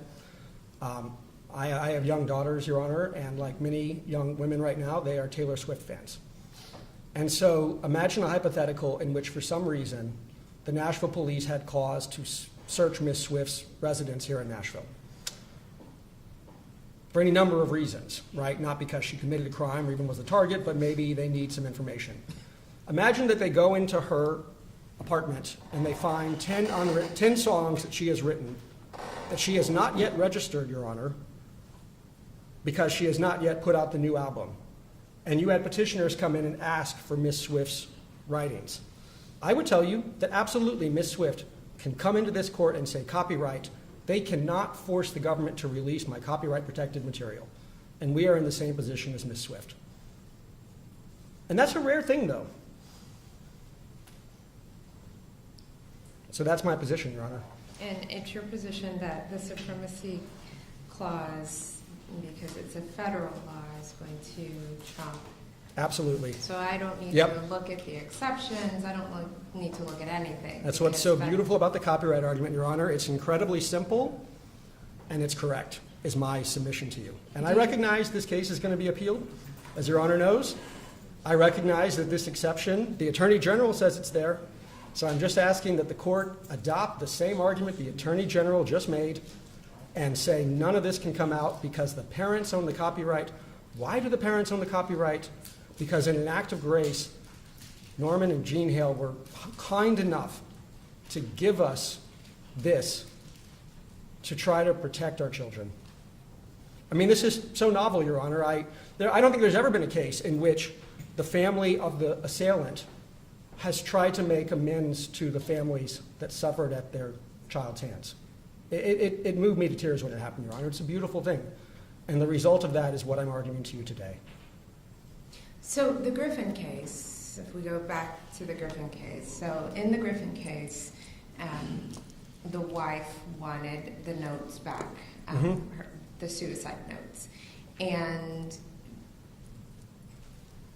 I suppose if you were representing the wife, you would say, my husband's writings are copywritten, therefore the copy that you made for your file, you don't get. It doesn't come out. Yeah, I would make two arguments on that. One is that the widow did not make the argument. So it's an argument that wasn't made, and had she made the argument, perhaps that case would have come out differently. The second thing is, and again, I go back to the fact that I am not a copyright lawyer, Your Honor. You know, I understand what I understand, and essentially what I understand is what I've shared with you. Well, is there a copyright lawyer in your firm? No, Your Honor. Now, we have another firm that's been helping us, and I can... Is there a copyright lawyer in that firm? Yes, Your Honor. So I'm probably going to require some post... I thought that might be a briefing. result to come of this, Your Honor. And if Your Honor wants post This is not trial, but... yeah, we'll call it post-trial. If Your Honor wants post-trial briefing on copyright, we'd be very happy to have that, Your Honor. We've got an excellent copyright lawyer that's helping us, and so I'm happy to get into that, Your Honor. My initial reaction to your question, subject to if there's additional briefing on this, is that the suicide note probably didn't qualify for copyright protection But why not? because it was intentionally made public. It was a note that was left behind. I mean, it was his copyright, right? And it was intentionally left behind to be made public for people to know what had happened. Okay, so let's take what you just said, what you just said, and apply it to the facts of this case. Okay? May I get some more water, by the way, Your You Honor? may, please. Well, Ms. Hale left at least one of her notebooks in the car at the scene. That was most likely an intentional act by her. At the time that she did that, she owned those writings. They had not, we hadn't come and done laws of intestate, wills, whatever. We hadn't gotten there yet. So, much like the decedent in the Griffin case left his notes on the kitchen counter, she left her journal in the car. And so that was an intentional act. She wanted those to be found, I'm assuming. And they were found because they weren't in the school, they were in the car left behind. And so if you believe that Griffin was a public record and should have come out because it was left on the kitchen counter, how is this case and those, at least the one journal left in the car, any different? You might have a salient argument on the other journals that were collected at the home, but on the journal that was in the car, that was there for consumption, assuming that she knew what was going to happen, and she left that one behind. Well, Your Honor, I think the way you end that question sort of raises the answer. I mean, you're assuming that she knew this was going to happen But and left those. perhaps I'm not assuming, because Well, that's I true, have Your a Honor. vantage point that That's you true, Your don't Honor. have. That's true. Your Honor does have, having not seen those journals, not knowing what's in those journals, knowing what little I know, which is that she evidently wrote a lot, it's not shocking to me that a person who was constantly journaling would have been journaling up to the last moment. And it makes sense to me that she easily could have been journaling, but not with an intention that that's going to be found. She may very well have thought she could get away. I mean, that has happened. I think that happened with the Kansas City shooter just a few months ago initially, where they apprehended the person hours later. So it's not even an assumption necessarily that she was going to die at the scene, Your Honor. I think that just requires a lot of assumptions. that makes it different from the Griffin case. Now, that too, we haven't even gotten into our victim rights argument, and we still have our school safety argument. So we have two other reasons for withholding those journals. But, you know, if Your Honor were to find that copyright applies to everything but those two journals, you know, then we would then say that those two journals are covered by our other two arguments, and that I'm not aware of any facts standing here today, Your Honor, that would justify finding that those are akin to the suicide note in Griffin. There may be, because as Your Honor says, you're the one who knows, not us. And I wish I could say more, but I don't know. Okay. But I would argue that it's different, and there's no evidence that we have available right now to say that it's like Griffin. Okay. You can continue.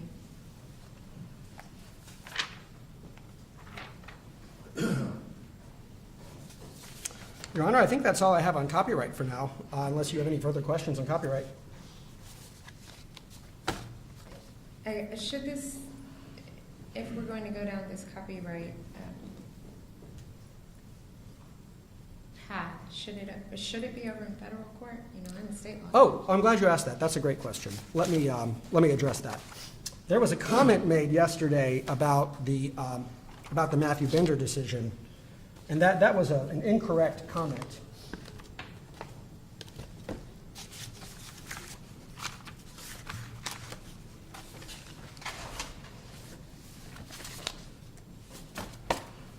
I apologize, Your Honor, that I have so many papers, but as you can see, I came ready to try to address whatever questions Your Honor has, so.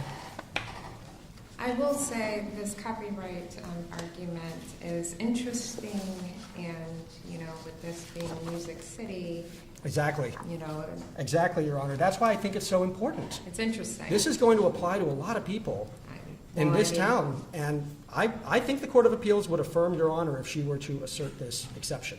The Attorney General's already said that's what they think should be the law. So we're just trying to follow the Attorney General's lead here, Your Honor. But let me try to answer your question about the Bender case.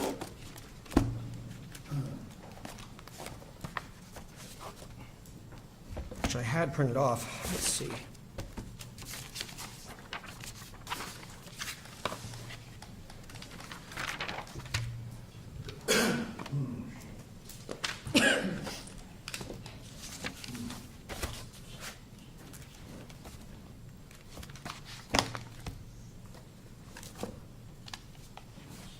There it is.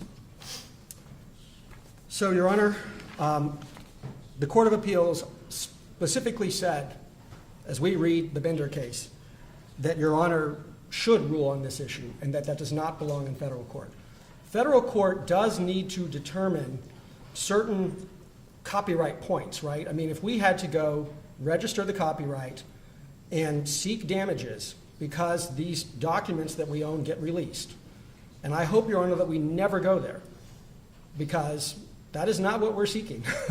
Fundamentally, the parents are just seeking to be left alone and to let their children heal.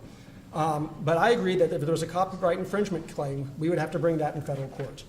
But in the Public Resource versus Matthew Bender case, that case dealt with the Tennessee Code Annotated, and one of the many issues that it dealt with was whether or not copyright applied. And in that particular case, Your Honor, and we can get as into the weeds as you would like, in that particular case, the Court of Appeals was able to find and affirmed the trial court's ruling that copyright did not apply because there had been a United States Supreme Court decision related to the Georgia Code. And in that decision, Chief Justice Roberts had found that the government edicts doctrine essentially stated that government edicts and laws or government edicts are not protectable by copyright. And your assertion would be that any writings by Ms. Hale are not government edicts? Yeah, for sure, Your Honor, yes. This case is distinguishable. Absolutely. But here's the key thing. The Court of Appeals did say that it was proper to reach a decision about whether or not the exception could be applied, because in deciding whether the exception applies, you're not deciding, well, I guess I would say they were saying you weren't deciding the merits of the copyright. Now, what's interesting about this is that they had a reason to hold that copyright didn't apply in that case. And that was the reason I just gave you, which you can see up here on the next page, Chief John Roberts' decision about government edicts. But here's what the Court of Appeals had to say. While state courts may not rule definitively on copyright status, a state court does not have to utterly avoid any questions touching upon copyright. We note that the Commission intervened in this case in part to protect the state's alleged copyright interest in the TCA. It would be a curious thing if neither the trial court nor this court could address the state's purported copyright interest when that purported interest was asserted in opposition to the TPRA petition. Insofar as the trial court addressed the TCA's copyright eligibility for purposes of ruling on the TPRA, the trial court did not exceed its authority. Your Honor, that just came out, I think, in November, so you have the authority, and I would say even the guidance from the Court of Appeals that you should make a ruling on this issue. Anything further on that topic, Your Honor, that I can answer questions about? Not on this topic. I will let you discuss the victim's right, the bill, and then I've got some questions for you guys. Okay, thank you, Your Honor. Let me.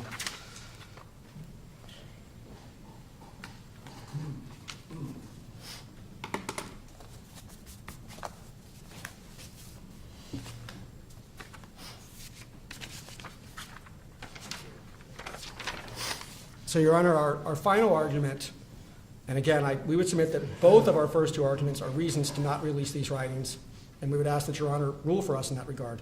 But our final argument relates to the Constitution, as well as the statutory enactment in part. But no surprise here because we've talked about this a lot already. Tennessee Constitution, Article 1, Section 35, to preserve and protect the victims of crime, to justice and due process, victims shall be entitled to the following basic rights. And as Your Honor well knows, we have emphasized basic right number 2, the right to be free from intimidation, harassment, and abuse throughout the criminal justice system. Note the words used, the criminal justice system, Your Honor. The criminal justice system includes the police investigations, the decision whether or not to charge a crime. You've had some arguments made that this should be restricted to only if an actual prosecution is brought.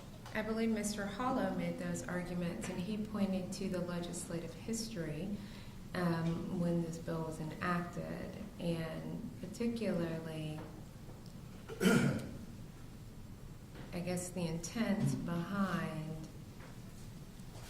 the enactment of this law was to protect, I'm looking at not Senator Burks, but maybe Representative Herron.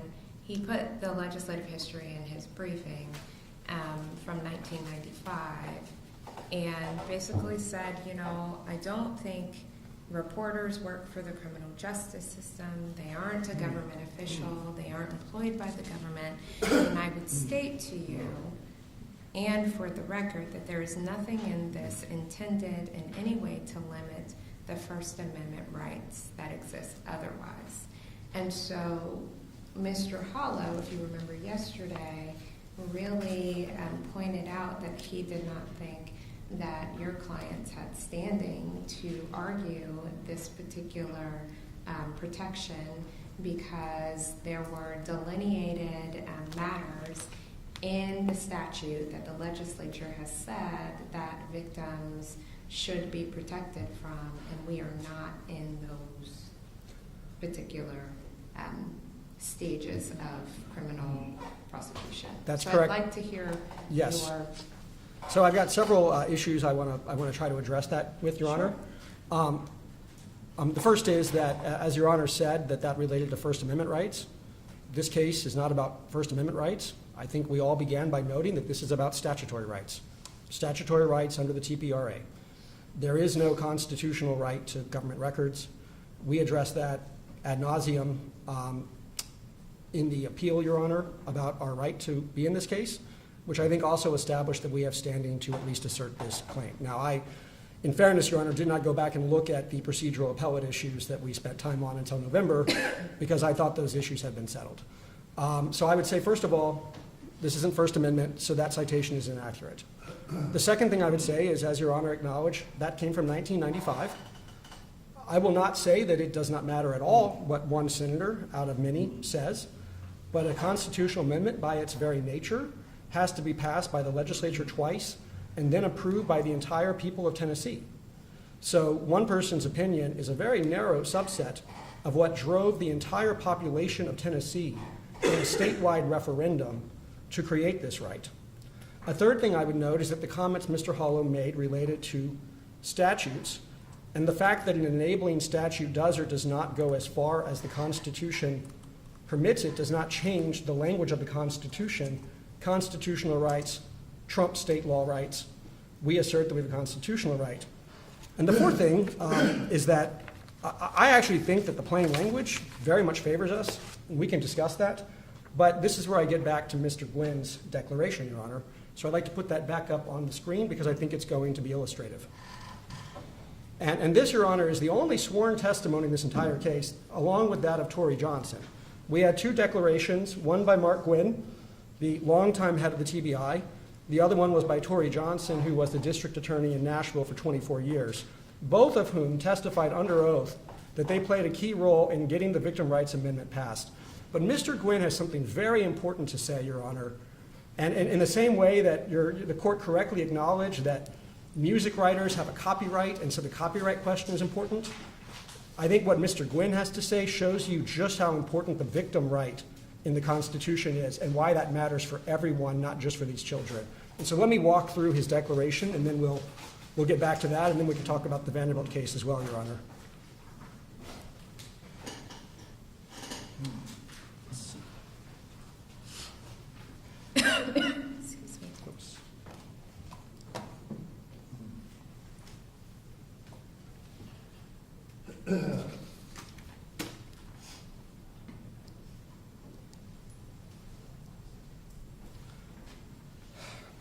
Paragraph 7, former director of the TBI, 14 years under oath.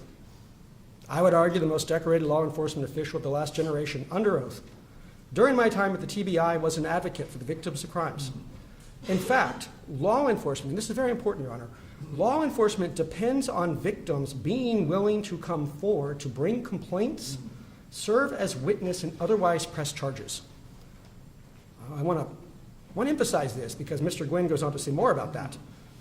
It's essential that people be able to go to the police and have the ability to file out complaints. How else can you stop people who commit rapes and who commit domestic assaults and any number of other crimes? Mr. Gwynn goes on. I remember when the Victims' Bill of Rights, which is now Article 1, Section 35 of the Tennessee Constitution, was approved and ratified. The intent of the constitutional amendment was to afford victims rights and protections through all parts of the criminal justice system, which, by the way, Your Honor, is exactly what the amendment says. The criminal justice system, which includes police investigations, post-conviction proceedings, and corrections, not just criminal law cases. I would submit to you the plain meaning is the criminal justice system.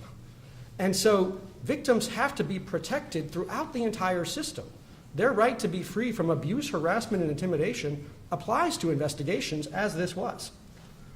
He then goes on, having just told you that he remembers when it was approved and ratified, and says, from my work with the TBI, I believe that Article 1, Section 35 of the Tennessee Constitution and the related enabling statutes are meant to apply in the context of cases such as this one, not just in criminal prosecutions. So that is the testimony you have of the director of the TBI. And then, and this I think is crucial, Your Honor, and needs to just be emphasized, from a law enforcement perspective, I think it is important that Article 1, Section 35 apply to this case. I worry that if the Tennessee Constitution does not apply to an open records request related to a criminal investigation, as is the case here, then it will have a chilling effect on future victims of crimes who may be reticent to report crimes or come forward to press charges. Your Honor, that's what's at stake here. If victims can't assert their plainly stated constitutional right, then victims are going to be afraid to come forward. And I just the repercussions of that for our society are deeply profound. And that's why Mr. Gwynn, the longtime director of the TBI, spoke under oath to this court and said, this needs to come out the way the parents articulate. And that's how I would respond to Mr. Hollow. I mean, really, his arguments, for the reasons I already stated, have essentially no bearing, and to the extent there is any testimony, anyone who actually testified, it was Mark Gwynn and Torrey Johnson. And the petitioners or Metro could have put on proof had they disagreed with that, and they didn't. Now, I can go into the Vanderbilt case in just a second, Your Honor, but that is, I want to pause and just see if I can answer any more questions about the plain language before we talk about the only case that's really addressed the issue. Sure. So when I look at Section 135, there are certain enumerated rights wherein the legislature has said that these victims' rights apply, right? So Yes, Your they Honor. say the right to confer with the prosecution, the right to be free from intimidation, harassment, and abuse throughout the criminal justice system. So is your argument then that while the investigation is open, that they have this right, but once it is closed and they are no longer part of the criminal justice system, either because the assailant who has been identified is deceased, there are no other assailant, there are no other conspirators, co-conspirators, so the investigation is closed, therefore they're no longer part of the criminal justice system? Or are you arguing to me that this is a continuing right? And I'll let you before I... Yeah, Your Honor, I would argue it's a continuing right. That the right attaches once you are involved in the criminal justice system, which includes investigations, and that you always have the right to be free from abuse, harassment, and intimidation. And so these records, they come in, they only exist because of the criminal justice system, and victims have this right. And those records are going to continue to be there because of the criminal justice system.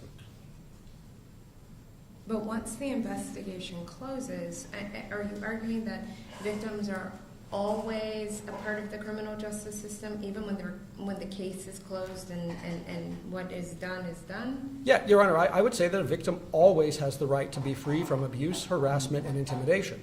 So that someone doesn't get to come back 10 years later and say, you know, I want to dig into that case file and I want to publicize something and cause harm to these victims.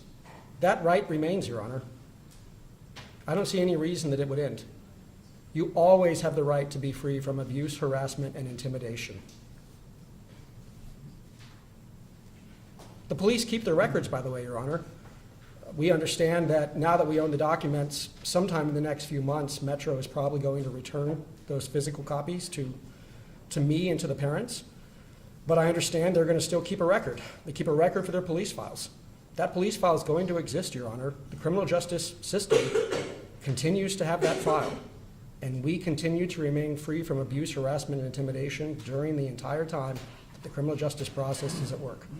So if the legislature says what it means and means what it says, could they not have drafted this right, this constitutional right for victims, to say, as long as the file exists, because the way I read it, just to be completely frank, and while we focus on number 2, we also look down to 3 through 8, which really focus on the proceedings that happen once you're involved in the criminal justice system. Don't you agree with me that if and we probably won't agree with me, but I think it is interesting that the legislature, who often, can be quite explicit when they want to be, they did not say that this is a continuing right? They say throughout the criminal justice system, and then 3 through 8 talk about what that is.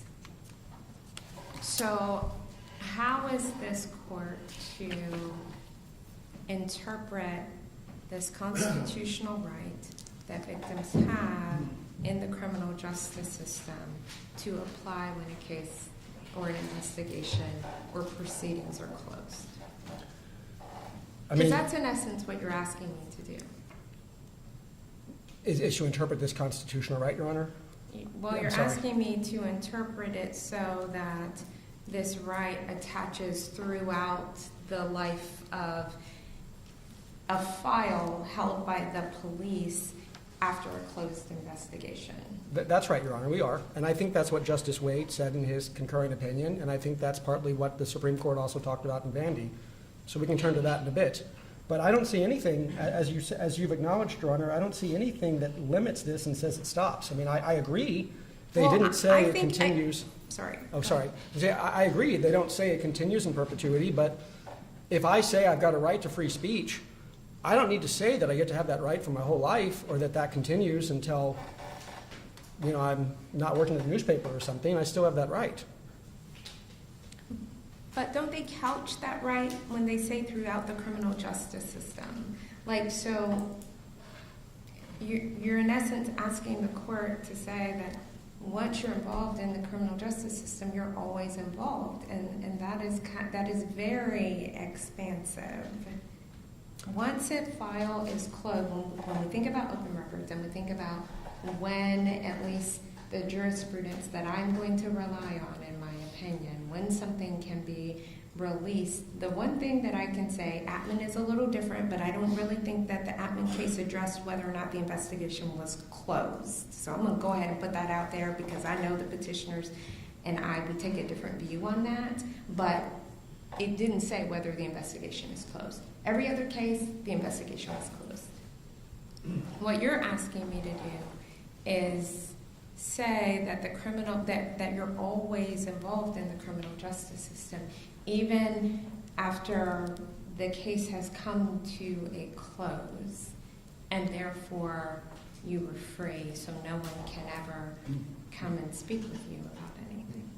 I mean, all we're trying to say, Your Honor, is that you are protected from abuse, harassment, and intimidation throughout the criminal justice system. The system includes investigation in the police files. If the police were to give us the records back, Your Honor, and no longer have them, then we would no longer be in the criminal justice system.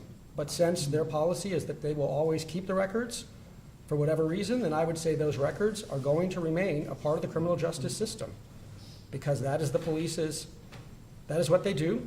And I understand why they might want to keep records. And I would tell you that it's not like, otherwise you would be saying that a victim could have a constitutional right that goes away, even though those writings that could subject them to abuse, harassment, and intimidation, even though those writings remain out there and at any point could be brought back to abuse, harass, and intimidate them. Well, I'm not saying that. That's the way that the legislature has written the law in such a way that it has a period on it throughout the criminal justice system, period. I agree, Your And Honor. then they go through and delineate what that is. And so to say that those rights are in perpetuity after an investigation is closed, when I look at the plain language, I just don't see it there. And so you're going to have to give me a little bit more to go on, and maybe we should talk about Justice Wade and Yeah. the Vanderbilt case. Let me make one last comment on this, which is just Sure. that I read 1 through 8 as 8 separate rights, Your Honor, each with a period. Yeah, I read 1 through 8 each as 8 separate rights. And so I don't think that 3 through 8 limit 2. Well, if we read them as separate rights throughout the criminal justice system,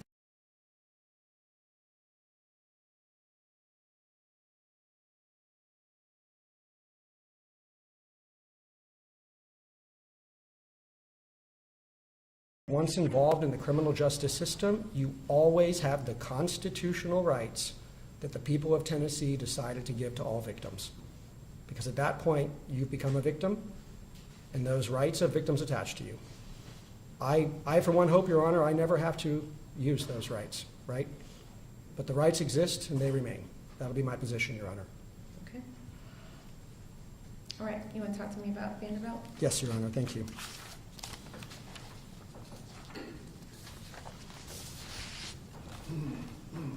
And I will tell you where I'm going on this. In your brief, you say that I have the right, basically, to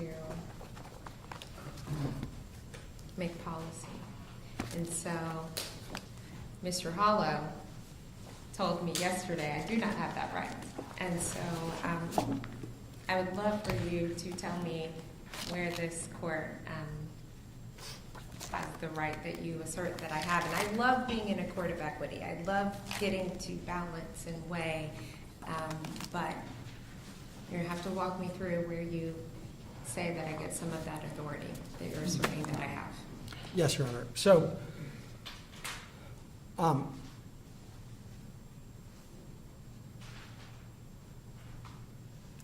first of all, I would not phrase it the way that Mr. Hollow did about whether or not you have the right to, quote, make policy.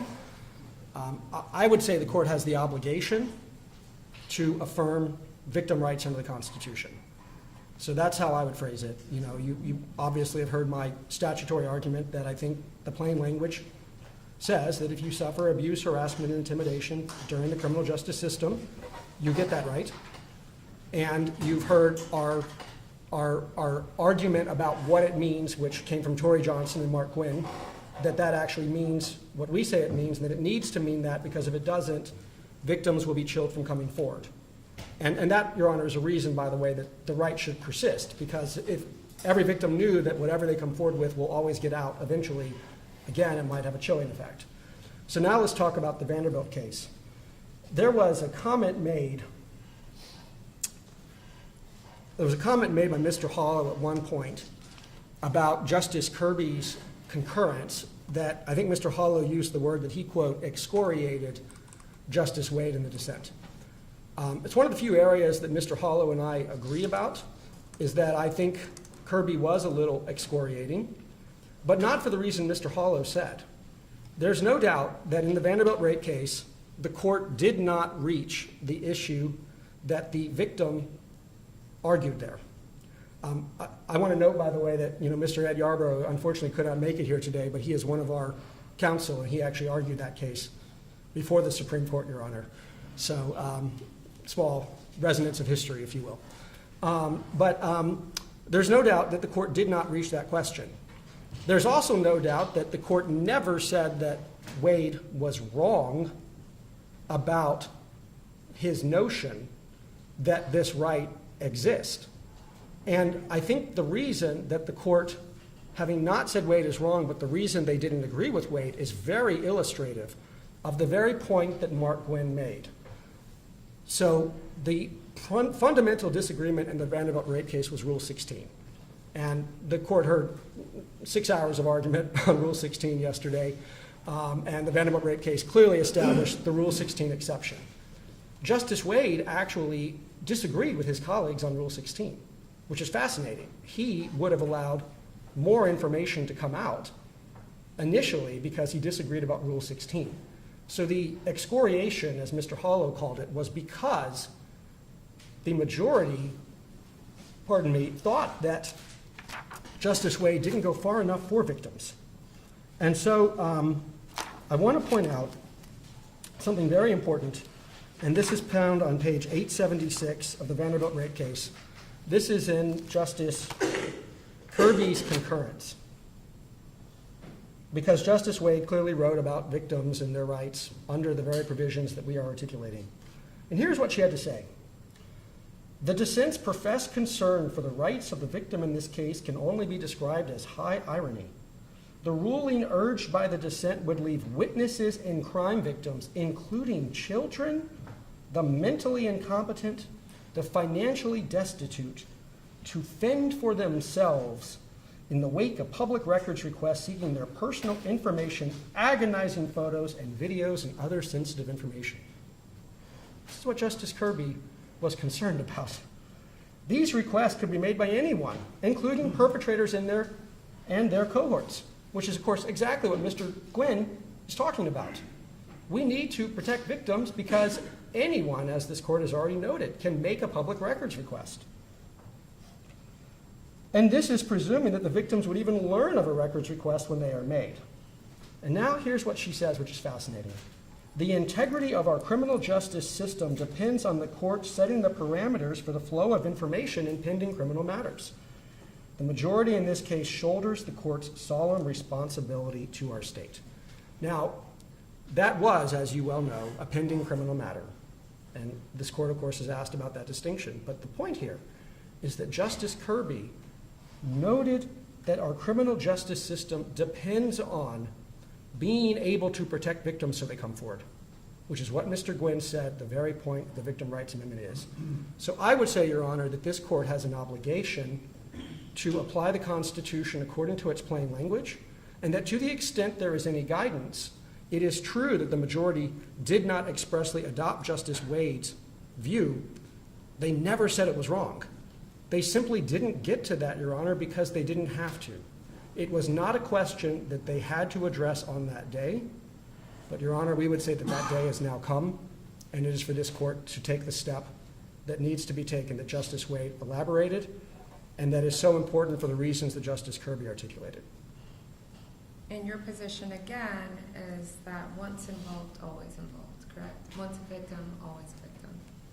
Once you are a victim, Your Honor, I would say you always have the rights of a victim. I mean, these kids aren't going to lose their rights when they're 60. And that's part of the problem, right? You know, and that'll get me to the kind of the end of my presentation in a moment, which is the facts about what the release of these documents would do. The reality is that the release of these documents could come back to haunt them at any time in their lives. And so, What about, you know, like you all, you know, I have a vantage point that perhaps that you all don't have. And I understand in your copyright argument, you're basically asserting a blanket, you know, ownership right.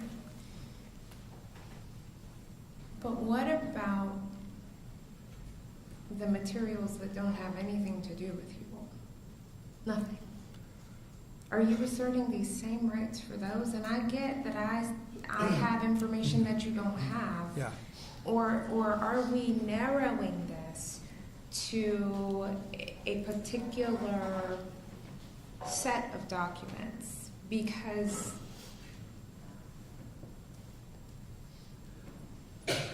again, I guess this is the challenge of cases like this, Right. Where Metro and I have a vantage point that no one else has.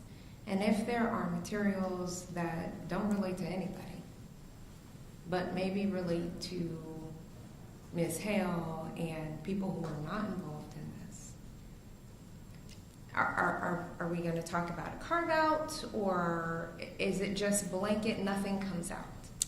So, Your Honor, when I get to the kind of the last point about my argument, which is sort of the facts we put on, you know, we do believe that the release of writings, period, will cause harm to the children. Writings about whether or not I went to the store. And I'm just using that as Right, an right. example. No, I hear you, Your Honor. I think that makes sense that you asked that question, and I would say that at some level, that's what the court's going to have to decide, is if you decide that we have a right to be free from abuse, harassment, and intimidation, and you believe that there are writings that because of their, assuming you disagree with the copyright, of course, which will block all of them, and assuming you disagree with the copycat school safety argument, and also assuming, by the way, that abuse, harassment, intimidation, which could include promoting copycats, which could block all of them. But if we get past all of those issues, and Your Honor finds that we do have a constitutional right, but that there are not writings that abuse, harass, and intimidate, then I think it's possible you could find documents that could be released. It's hard for me to opine about those as you've suggested, because I've not seen them. You know, we believe, and we've put forward evidence, that the release of any writings will cause harm to the kids. Now,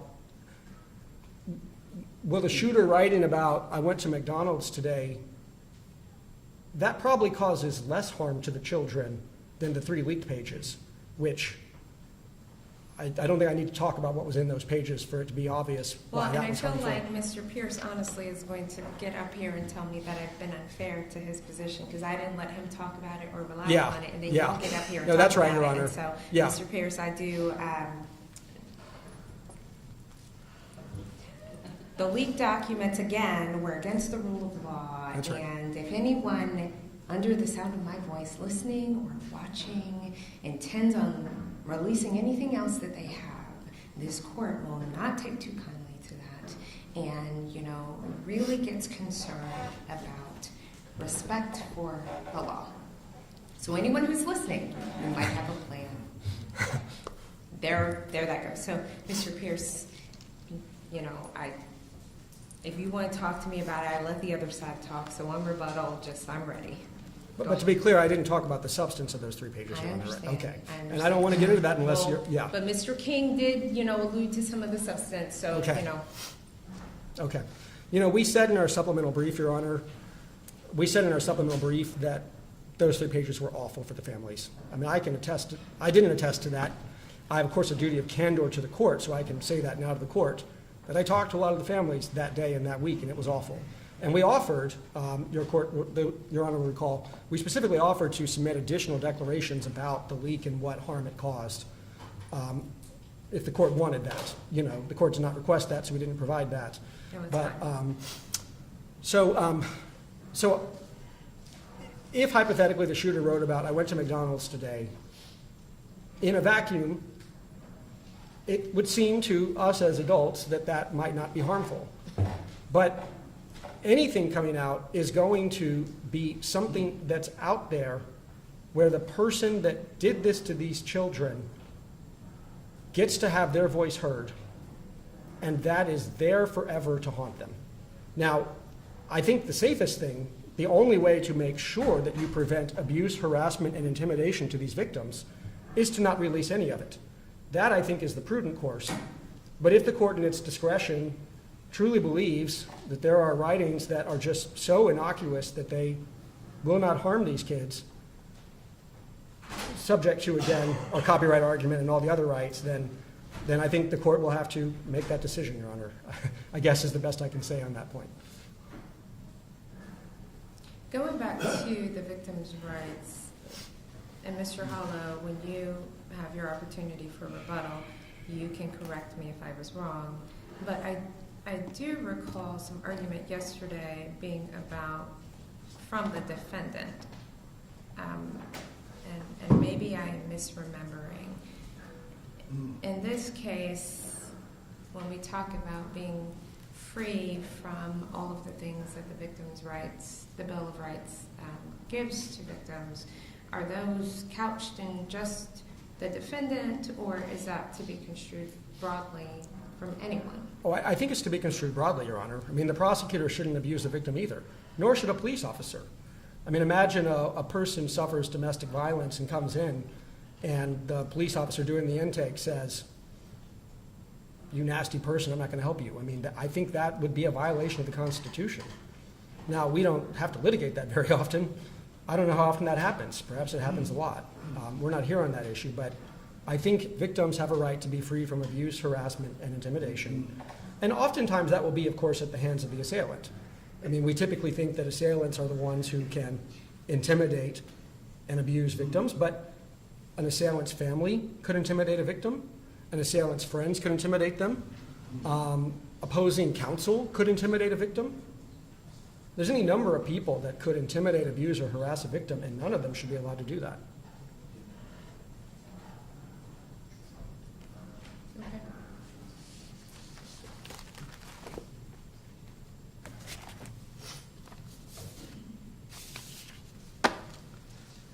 Your Honor, the last thing that I want to end with is some facts, because if we are correct that this constitutional right exists, if we are correct in our plain language meaning, if we are correct in Mr. Gwynn and Mr. Johnson's testimony, if we are correct in our reading of the Vanderbilt rape case, we do still have to establish that what is at issue will actually cause abuse, harassment, and intimidation.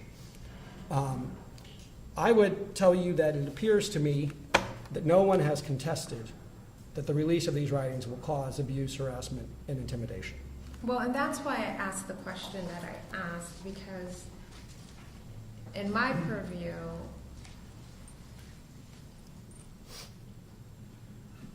I tried with you to a point, and then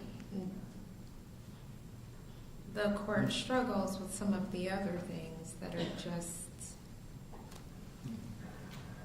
not related, but I'll have to look into your copyright argument. Again, you all are asking me to use very, very, very broad strokes. We are, Your Honor. I prefer narrowly tailored. I'm sorry? I said I prefer narrowly tailored. I understand that too, Your Honor. I mean, This is obviously a very unique case. And as I said, to the best of our knowledge, there's never been a case like it any time in American history. We are Well, not trying. with the things that you all are arguing, I will give you that. Yeah, because there's never been a chance to prevent a shooter's writings from coming out. And we're trying to stop this person from being glorified and aggrandized and trying to protect children. There's never been a chance to do it before, Your Honor. So I don't deny that it's a broad reading, and, certainly if Your Honor takes a narrow reading but still applies the constitutional right to apply redactions, we're going to be very grateful for that, Your Honor. Anything that can protect these children is something we're grateful for. So you're saying that the parents, your position is that you,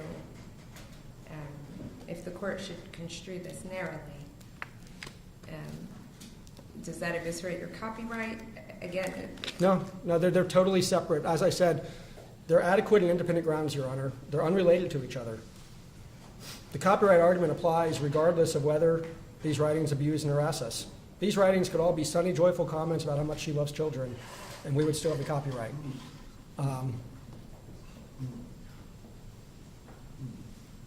The school safety exception, if it's true that the release of these writings will inspire copycats, which again is what Mr. Gwynn and numerous other people have said, we would say that the school safety exception should be read broadly to prevent the release, irregardless of whether we meet the criteria of abuse, harassment, and intimidation. So our position is that these are three adequate and independent legal grounds. Our position is that we win under all three. Obviously, we'd be thrilled, Your Honor, to win under any of the three, because a victory under any of the three will have the result that we're seeking. right. Is there anything else, Mr. Osborne? Yes, Your Honor, I wanted to finish with the abuse, harassment, and intimidation. We've put forward a lot of proof on this point. As I said, I've not seen any contrary proof. We put forward the declaration of Scott Scher. He was the doctor who treated some 80-some victims the day of the Las Vegas shooting, and who says that no one should ever have to observe an emergency room like what he observed that night. We put forward the declaration of the Alhadeffs. They are a couple whose daughter was killed at Parkland. One thing I have to say about this case, Your Honor, is that it has been I guess I'll use the word a privilege, though a heavy privilege, to have the opportunity to talk to so many victims of prior school shootings who have come out to help us. And I think they've come out to help us precisely because they know what happens to the survivors, and they're trying to make this case have a different result for the survivors here. One of the things that the Parkland shooters talk about is the fact that a student afterward committed suicide, which I understand can be pretty common, Your Honor, and it makes sense that if these writings come out, these are young, impressionable children, and they will read them, and we do not know where their minds will go. And the best way to protect them is to make sure the writings do not come out. We put forward, we also put forward, Your Honor, about 25 declarations from parents about what the children have gone through. And, I said this in our brief, to the Court of Appeals, that I cannot do justice to the words that the parents wrote. I reread all of them to prepare for this hearing. It was difficult to reread them. I wish, Your Honor, that the media would publish those 25 declarations that are all public record and not be seeking to publish the shooter's writings. I think that would be a genuine service to people if they would do that. If Your Honor would permit me, I'd like to read from 2 of the declarations and then submit a closing. That's fine. Thank you, Your Honor. I think these declarations, and again, there's so many of them, but I thought that they were excellent summations of what is at stake here. The first one, Your Honor, is the declaration of Nicholas Pilkington. Mr. Pilkington is actually in the courtroom today, Your Honor, and we're grateful for his presence. I, Nicholas Pilkington, make the following statements upon personal knowledge. I am a parent of 3 children currently attending the Covenant School. The 3 were on campus on the tragic day of March 27, 2023. As I sit to type my family's experience in life after March 27th, my hands begin to tremble. How do I put into words how that horrific day has impacted our lives? It is an experience my children will have to carry with them for the rest of their lives. All 3 of my children were at school that day. a day no one could have suspected would turn out as it did. The Covenant School is a place where our children love to go each day, where they are known, loved, celebrated, and educated. It was a place they felt safe. All of that changed in a matter of minutes that cannot be undone. While the actual manifestations of trauma have been different in each child, one thing is the same: their sense of security and safety, and their innocence has been stolen from them. Their fears may show up in different ways and places, but they all stem from the distress of that day where the assailant, the embodiment of pure evil, entered their school. As we try to take steps forward to navigate this unbearable pain, our school family is facing and heal. The threat of the release of the shooter's writings feels like we are under attack again. This person should not be given a platform to hurt our children. She stole 6 beautiful lives and traumatized so many others. We cannot give her the power to cause more harm than she already has. I can't bear the thought of giving her a voice. I can't bear the thought of knowing her thorough, premeditated plans to kill children that include my own. I can't bear the thought of my children being re-traumatized when they are old enough to search the internet and come across her evil, sickening thoughts that they and their fellow innocent classmates were the target of. With the help of counselors, we are working so hard to establish their sense of safety and security. The release of these writings to the general public would be a huge setback in their healing as well as ours as their parents. The release of the writings would also have a negative impact beyond our immediate community. And as hard as it has been for me to write this because of the feelings it has stirred up, I knew that I could not sit idly by and say nothing. I must do my part to fight to suppress her words, knowing that they would likely inspire other evil, like-minded individuals. No person, child or adult, should have to endure the pain of a senseless crime like this. I hate that our family is one of too many American families that have been victims of a school shooting, and I would not forgive myself if I didn't fight to keep those writings hidden so they do not further perpetuate violence. That's the declaration, Mr. Pilkington, and then I want to read a small selection from the Declaration of Aaron Kenney, and then I'll close, Your Honor, if I may. I'm sorry, I didn't hear what you said, the name. I said I would like to read a small selection from the Declaration of Aaron Kenney, Your Honor, and then I will close with a brief conclusion. Ms. Kenney, of course, is the mother of William, who was killed that day. All of us representing the parents were particularly touched by her declaration. Here's what Ms. Kenney has to say. It's relevant to our argument today. Paragraph 35, and then I'll read 38 through 50 and 54. We know how this cycle of violence works.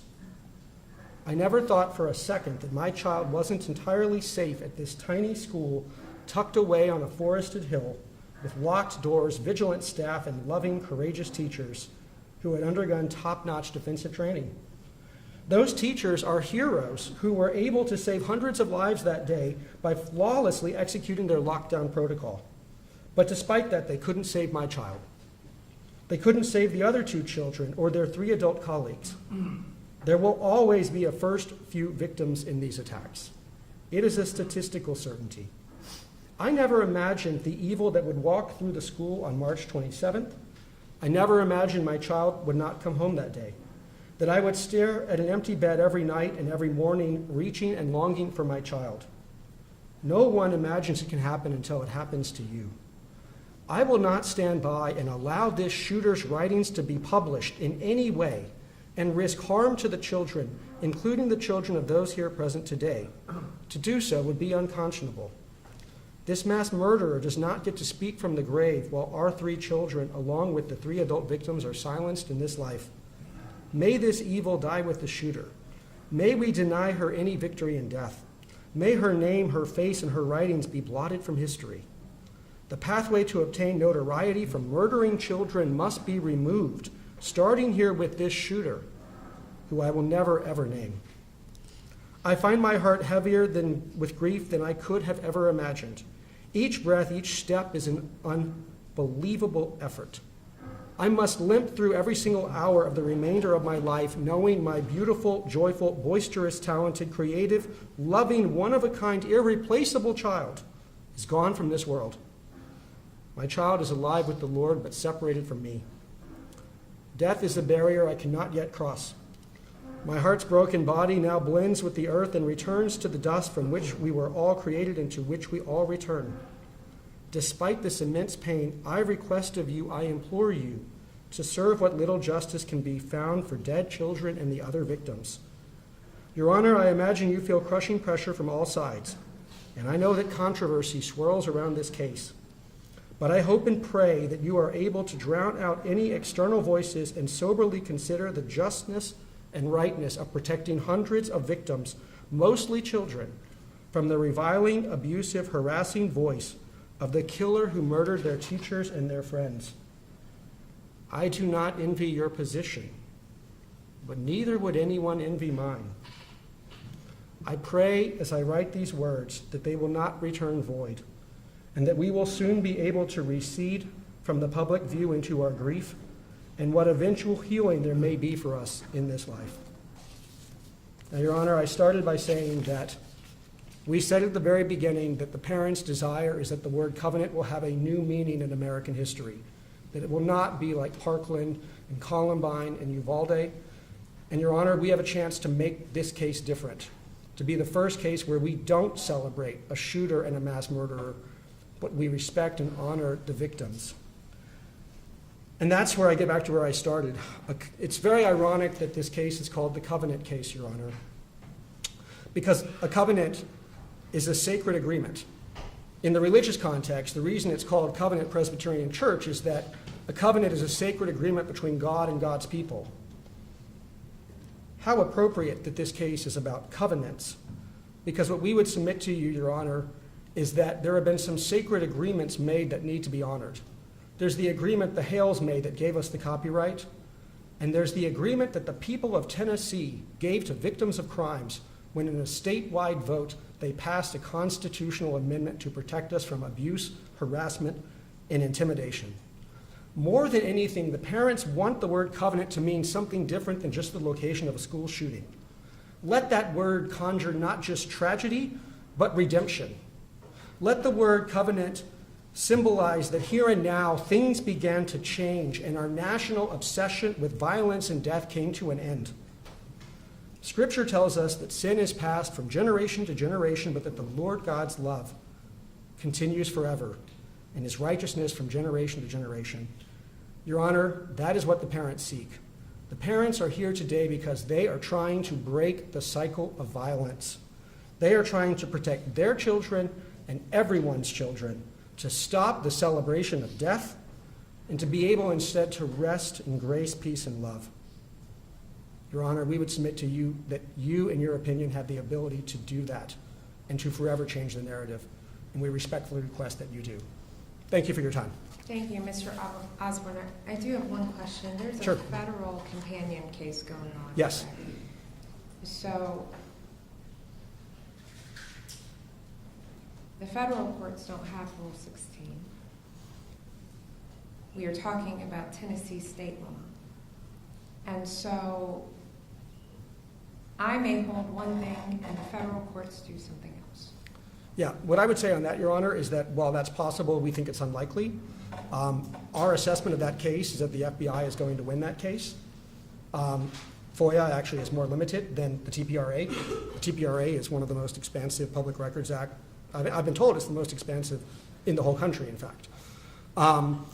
We have not intervened in the federal records case because, as we understand FOIA law, if the federal agency will not release the documents and the FBI has refused to release them, then you do not have the right to intervene under FOIA. You only have the right to intervene once the agency decides to actually release them or is ordered to do so. So, my hope and expectation is that the federal case, which has always been on a stronger foot than this case ever, with the FBI taking a more direct and complete step than Metro has, which is they're fighting complete release. Our assessment has been that the federal case is likely to result in a victory for the FBI. To the extent that Judge Trauger, who's hearing that case, comes to a different result, if she does, then at that point, Your Honor, we would probably seek to intervene in that case. I hope we don't need to, because we don't think it'll come to that. So I do believe, actually, that Your Honor's decision is highly likely to be the decision that's going to govern what happens to these writings.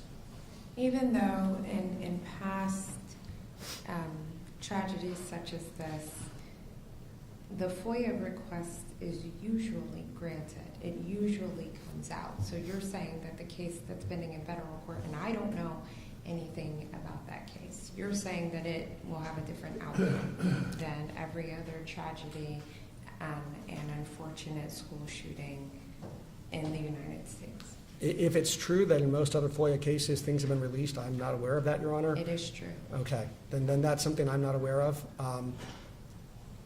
You know, what I would say is that this is not the FOIA case, therefore I did not come prepared to talk about FOIA. Okay. What I can tell you is that our team has looked into that, and our analysis thus far is that we feel pretty good about that case. And But, the covenant, in the FOIA case in federal court? yes. Okay, all right. Now, I mean, maybe our analysis is wrong. I mean, no lawyer likes to predict how, frankly, Your Honor, I hate to be asked the question, because no lawyer likes to predict how a case is going to come out, particularly a case that I'm not involved in, that we're just monitoring. I'm But not, yeah. I wasn't asking you, but, Yeah. you know, I was curious. it would be fair to say we are monitoring it, and we care about it, and it's not lost on us that this is not the only, I mean, this is an exhausting battle, Your Honor, because there's so many things going on, and we're having to constantly fight to protect these kids. And this courtroom is not the only place where we're having to do that, I'm afraid. Okay. Thank you. All right, gentlemen, are you all ready for rebuttal? I would like to keep going. If you all can keep going, you'll need a 15-minute break, and then I'll hear rebuttal. Mr. Pierce, looks like you were going to say something. I'm ready to go. What they said a lot of things I need to respond to, but I'll get started right now. Well, I think that maybe Mr. Berry wanted a break. Okay. So why don't we do this? Why don't we all come back at